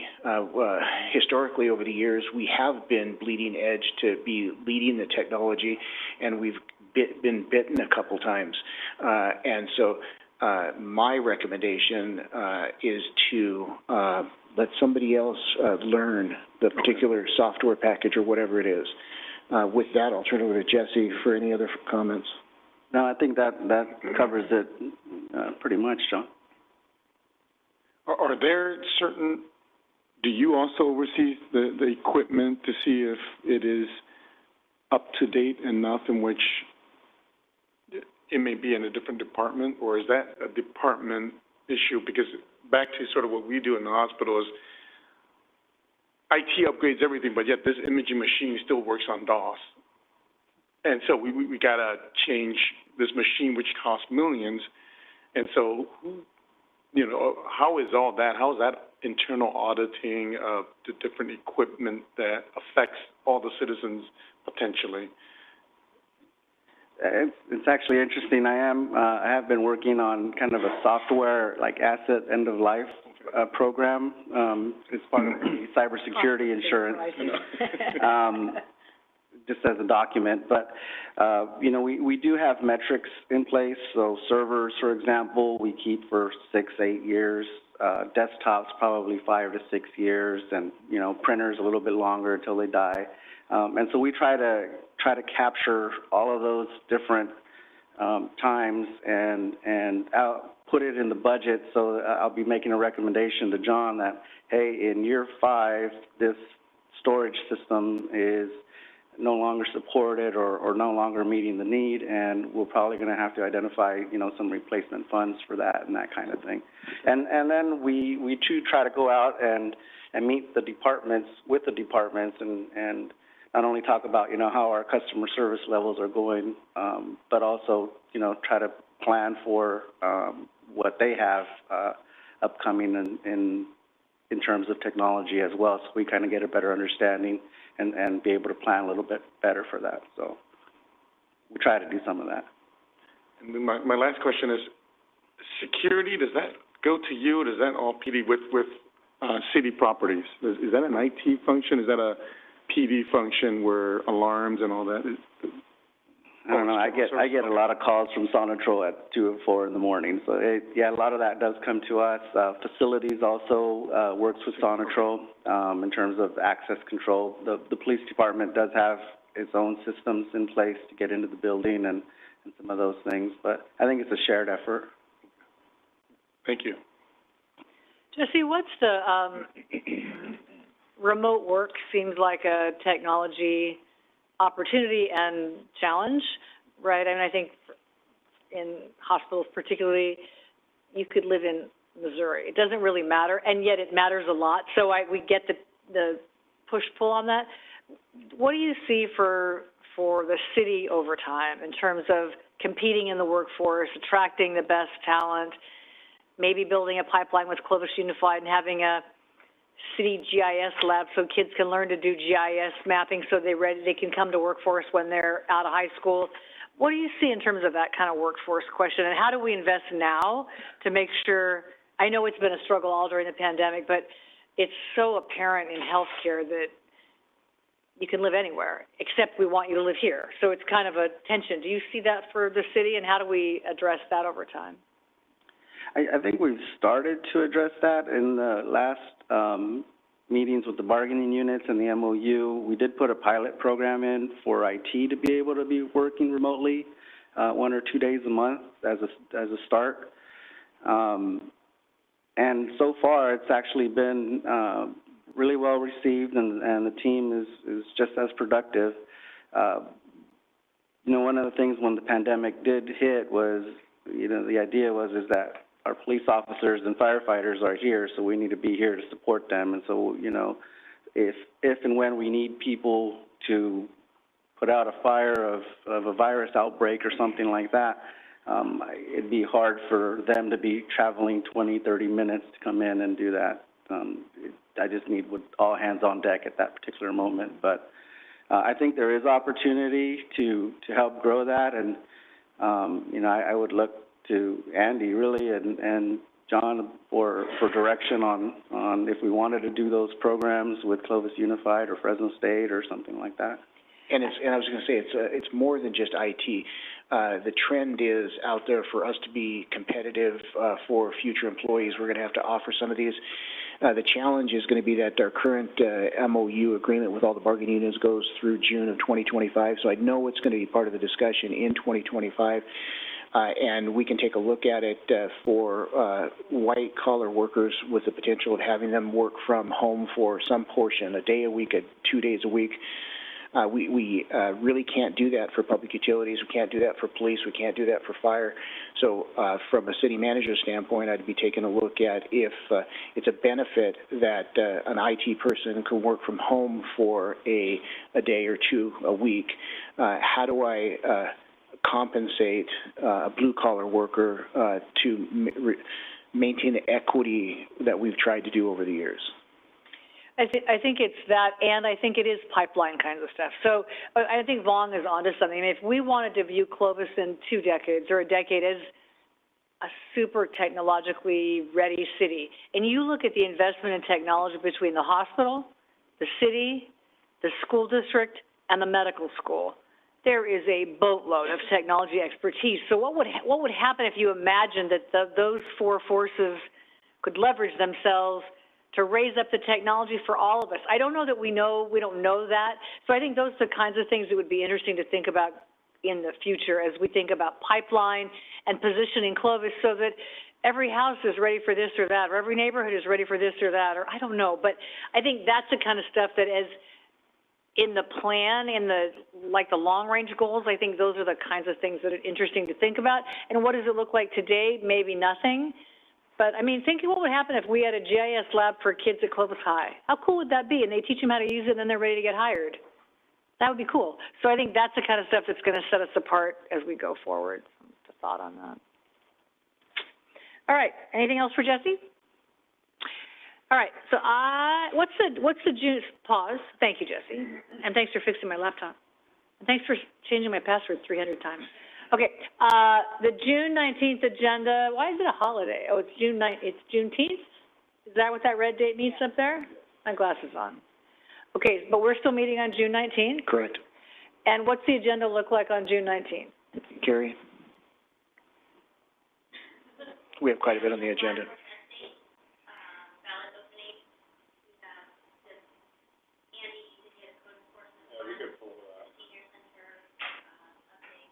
We can manage the agenda. There's some things on there that we could adjust.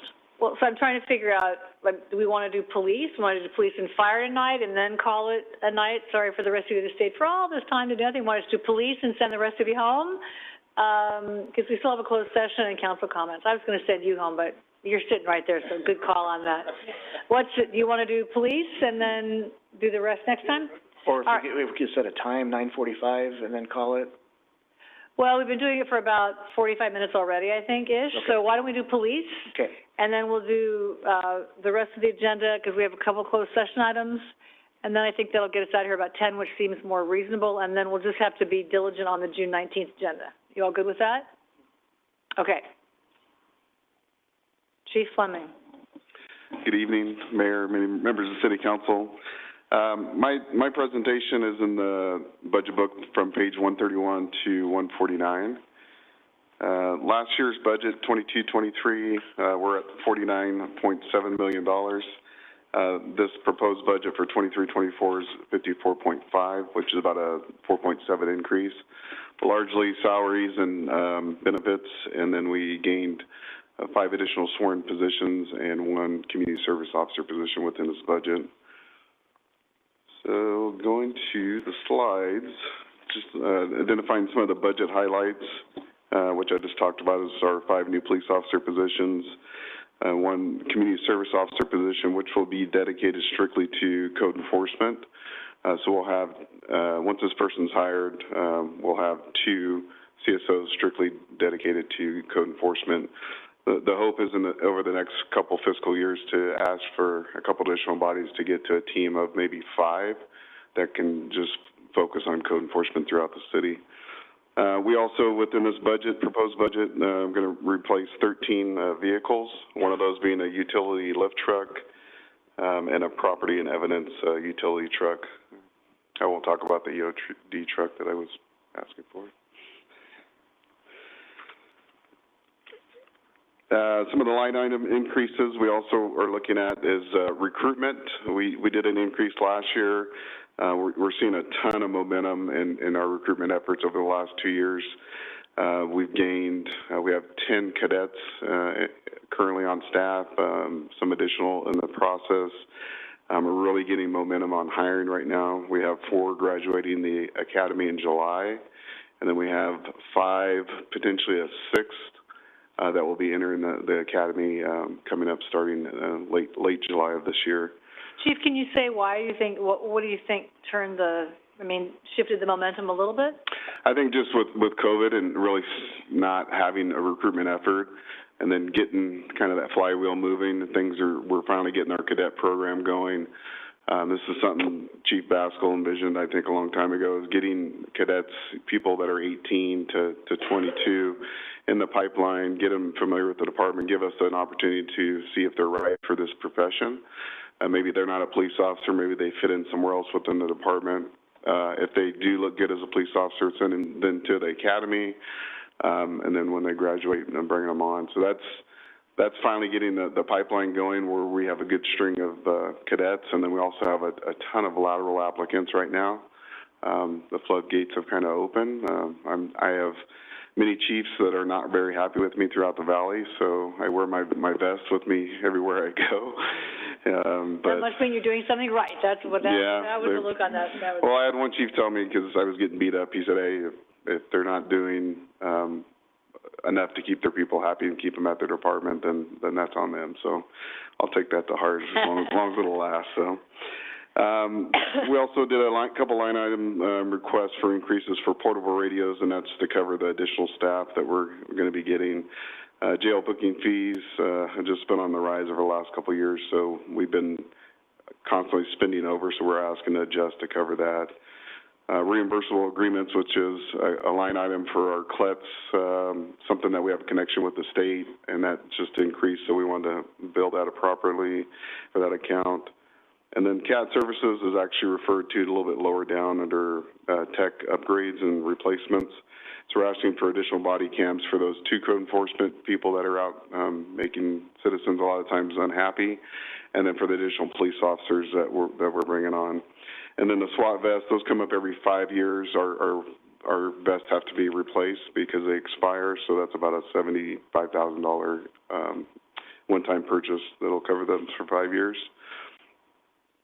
The next slide is just, I talked about last time, is our community investment program, CIP. So a lot of the development impact fees that we talked about earlier is just the police department over the years hasn't necessarily, I think, collected enough for development. Over the last 7-8 years, I think we started kind of getting that account going so we can start to make improvements, build things for the city. So about 8 years ago, we switched over to our own CAD system because our city's getting to the size we're working with on the county system. We had kind of unique things that were specific to Clovis, so we had to get our own computer-aided dispatch system. This is still something we haven't completed, is having an alternative dispatch site. So if our system went down here, we can't go to the sheriff's department because they operate on a different system. We can transfer our 911 calls to them, but they would have to dispatch our officers. Our officers would have to handwrite it back in, the Adam 12 days to write it down in their car and then respond to the call. So this being built over the next 2 years to 3 years would allow us to have a separate, completely independent building that could operate solely without headquarters here if something happened to it. And that would allow us to take in all incoming calls, 911 calls, non-911 calls, all the computer system, all the camera access to be able to dispatch our officers and maintain the same level of service that we currently have. And then lastly, the department focus. This budget would allow us to continue to meet our priorities of being the safest city in the valley, which I can't say for sure if we've done it yet because last year it takes other cities a long time to get the numbers in. But our CCI did decrease again this last year. I think that, again, has a result to do with Prop 47, 57, and AB 109, not necessarily a reduction in crime, because I think we can drive around and see that that's not necessarily the case. And then, priority one call response time is probably my biggest, priority, as we want to make sure if you call and it's an emergency that we get there in less than 5 minutes. And we've consistently hit that for, I think, the last probably 15, 20 years. And last year we had about a 4-minute, 15-second response time to priority one calls. And then, we want to make sure we're doing a good job and our citizens are happy, so keeping that 90% approval rating, and last year was 93%. And then, maximizing our resources. So we want to implement a domestic violence program, which I think tonight you guys approved a grant that's kind of a first step in our partnership with the Marjorie Mason Center. It allows $25,000. It allows the partnership with us to better provide resources for our community, but it provides $25,000 to a person that we've hired internally, that's on our staff, that will help fund that position. They are following up with every domestic violence victim, making phone contact, trying to, as a local Clovis connection, trying to offer resources, bring them into our police department. We've had some success already where we've actually partnered Marjorie Mason to have them come here and meet with our citizen, and that's went well. So I think it's only going to get better and going forward. So that's something that we've got going, and I see a lot of future success, and we've had some major tragedies over the last couple of years. Mental health and homeless liaison officer, that was going to be in our new patrol schedule starting this July. It was going to be a body set aside just to focus on homelessness and mental health. So a lot of the calls we go to, might respond to a house in a 2-month period of time 20 times for mental health calls, and nobody's following up to find, what's the issue here? How can we fix it? How can we get them connected to behavioral health or some other resources beyond what we currently use? Because of some limited staffing and injuries and things, we had to pull that off. It seems like that seems to be the constant trend. But I think with this next academy class and the bodies getting hired by this next rotation in January, the goal is to get that into place and at some point maybe have 2 dedicated officers focused on mental health and homelessness. So that's the goal. Hasn't quite happened this year, but we're still doing it through patrol, identifying officers to be our liaisons for homeless and mental health and handling that on patrol level. And then lastly, just this budget allows us, if approved, to increase our staffing to 0.94 per capita, which is a tremendous increase from where we were pre-COVID at 0.83. So I'm just thankful for, if you guys do approve this, to be able to have 5 additional bodies, and we'll work as hard as we can before the pivot to make sure we get those positions filled. Hire quickly. Yeah, that's the hope. That'll conclude my presentation and open to any questions. Chief, questions? Matt? You look like you're ready. Oh, no? Vaughn? Well, mine's an overall comment, so I'll wait till Vaughn's. Mine's detailed. Chief, with the TOT tax dollars, is that just going to do everything overall, or are you accounting for it so that way we can kind of report going, hey, we got this much from TOT and I spent X here, X here, X here, or do you know how that is going, so that way we can kind of report to the citizens going, thank you, you gave us this extra, this is what we've done? Or is it more general? It's going to be more general. The TOT tax was approved as a general tax versus a special revenue tax. A special revenue tax, as you recall, is going to be specially dedicated towards a specific purpose.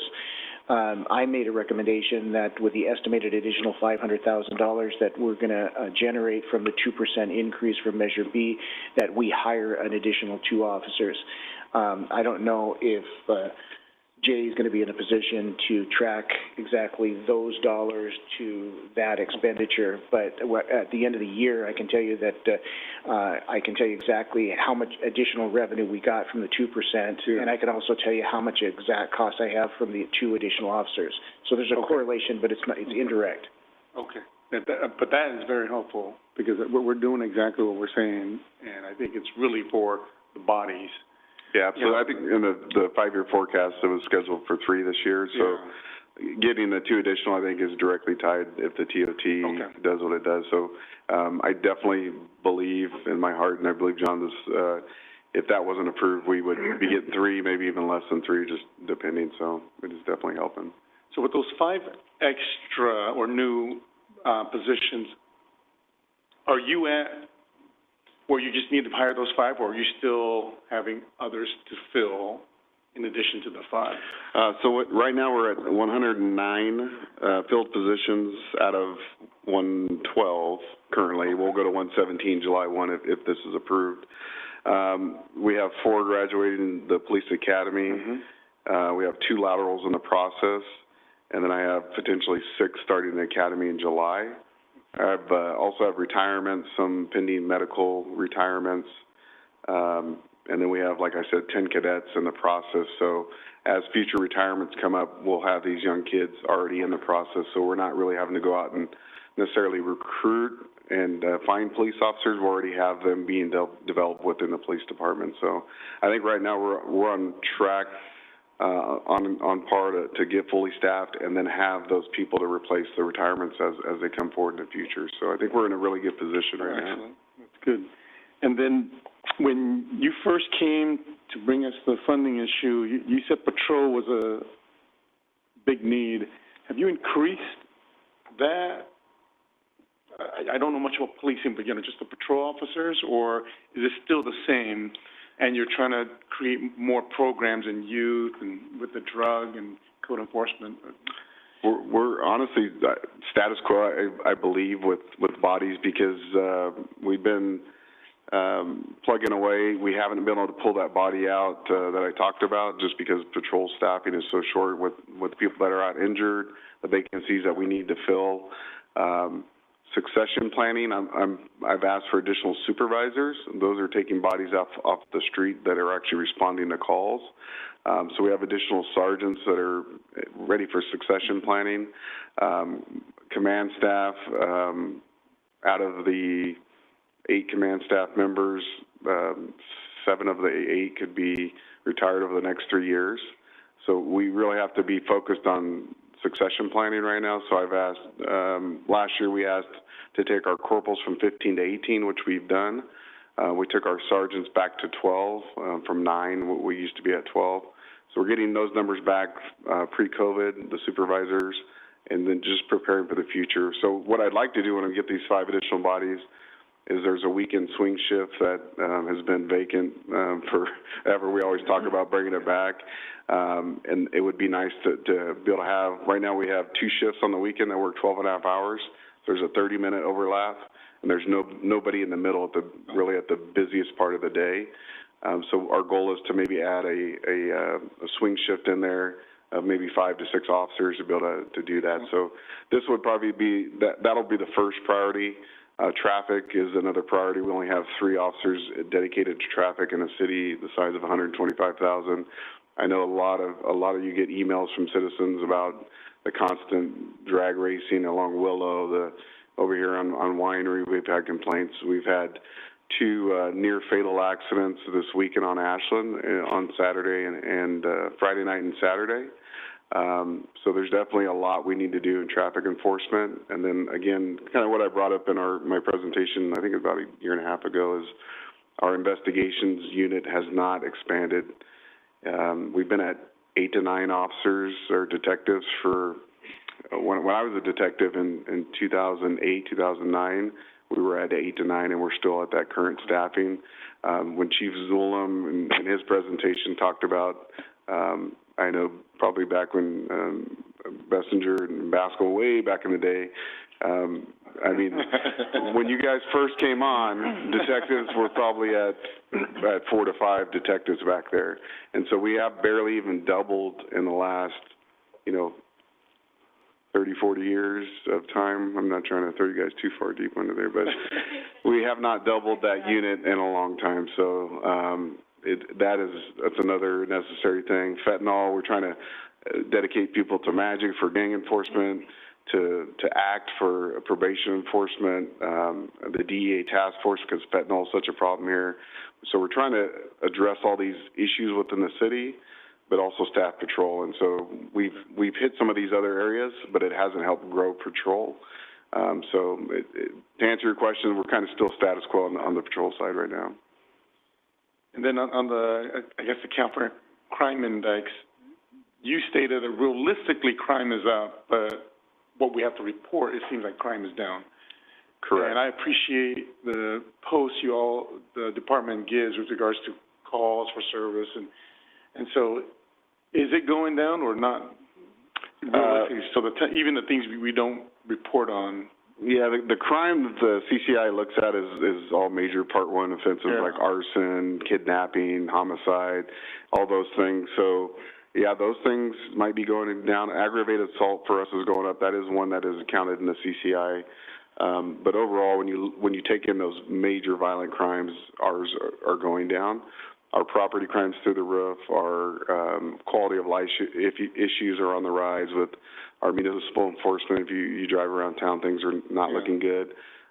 Transients in the city are on the rise. Again, it's not a crime to be transient or homeless, but when you start camping and setting up and violating the municipal code, those are things that we're going to take action in.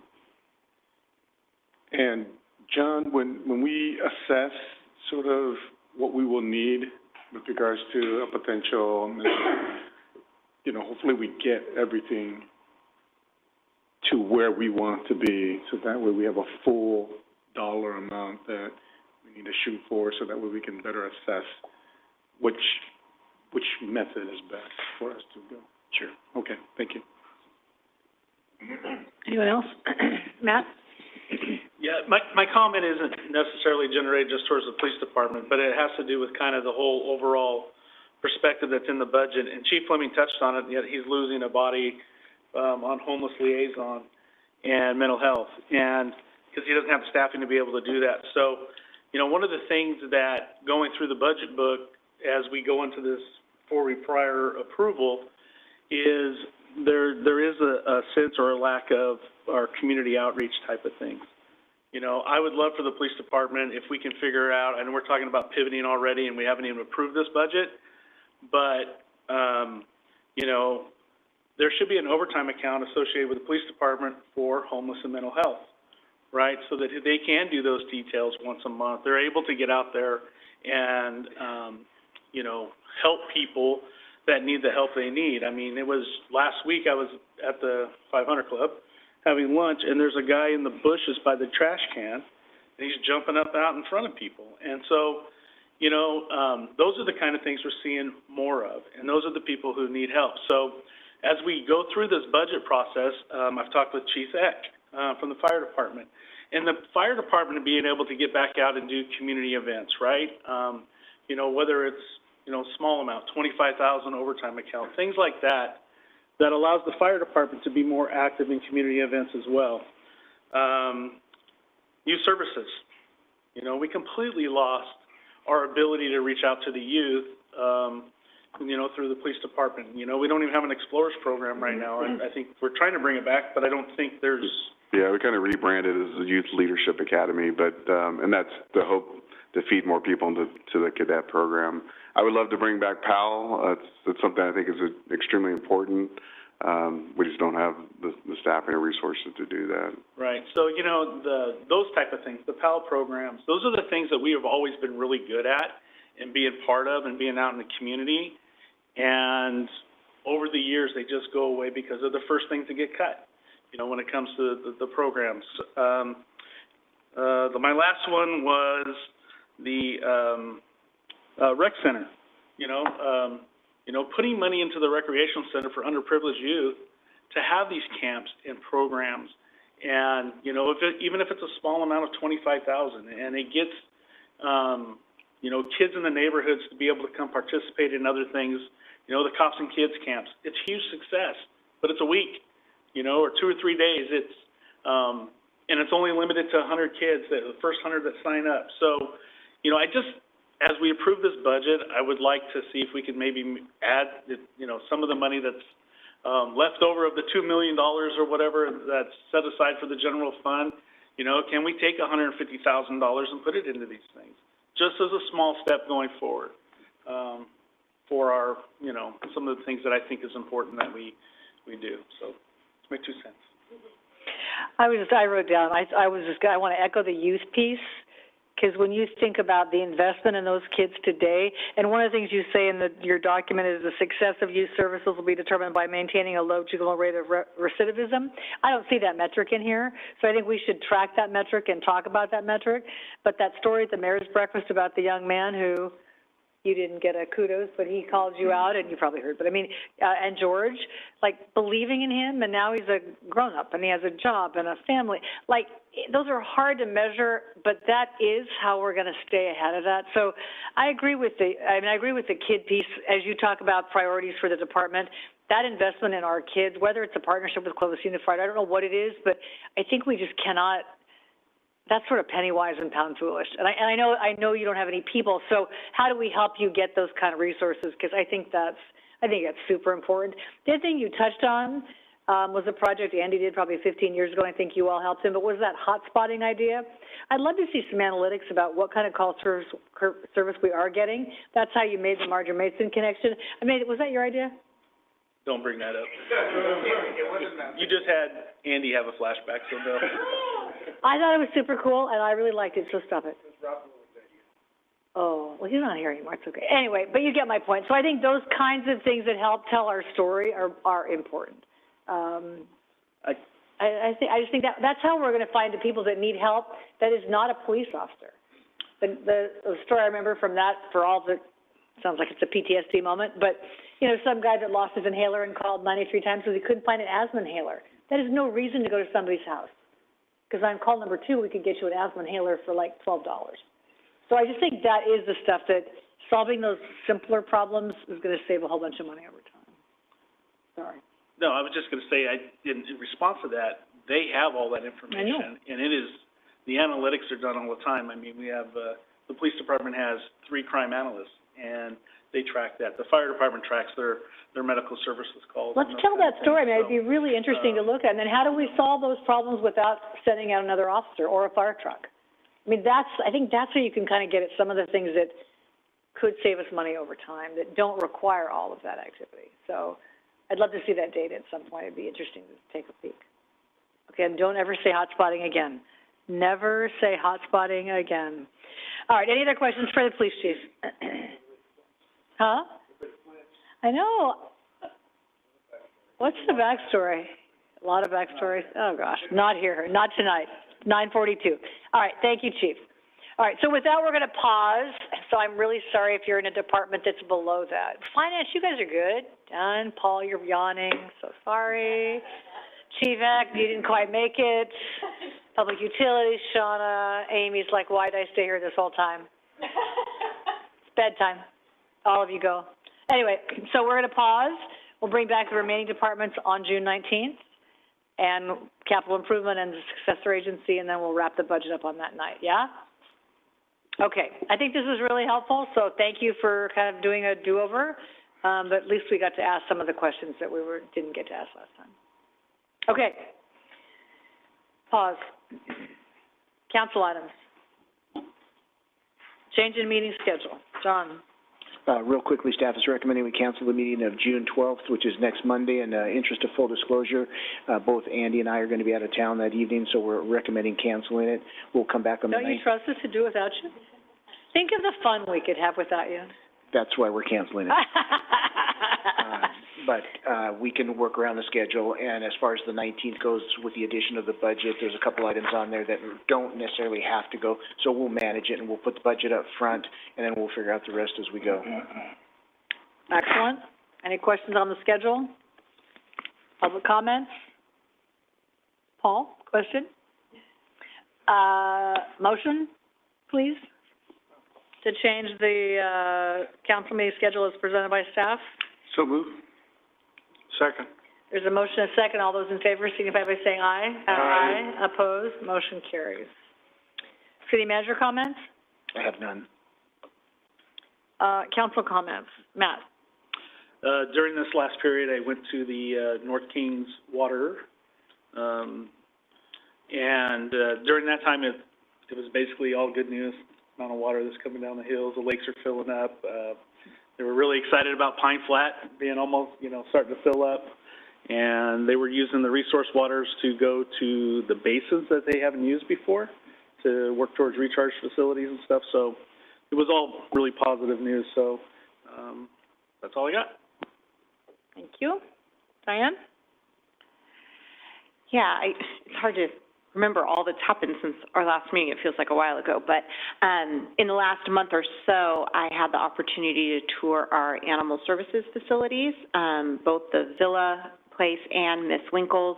And so I just wanted to thank Aaron and George for setting that up for me, and really impressed. And I mean, again, I'm like a broken record, because every time I get to do something, take a meeting with people in the community, I'm just so encouraged by the quality of not just the people who are doing it, but the work that they're doing as well. And so it was really great to see how much they're able to accomplish over there, and the Miss Winkles facility and the engagement with the community and all of that's just really fantastic.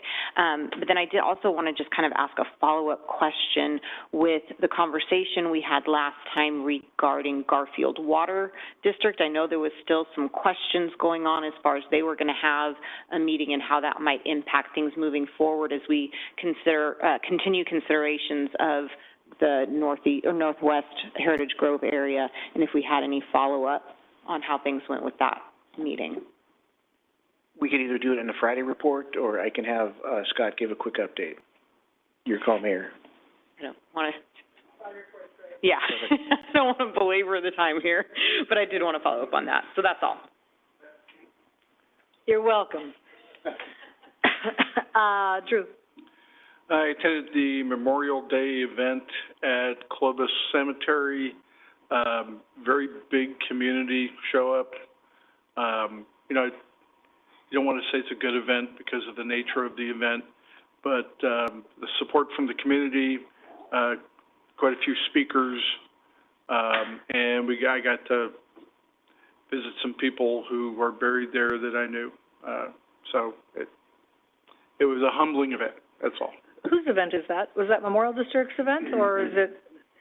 It's not Wreaths Across America, which is a holiday event. I don't know who does the Memorial Day event.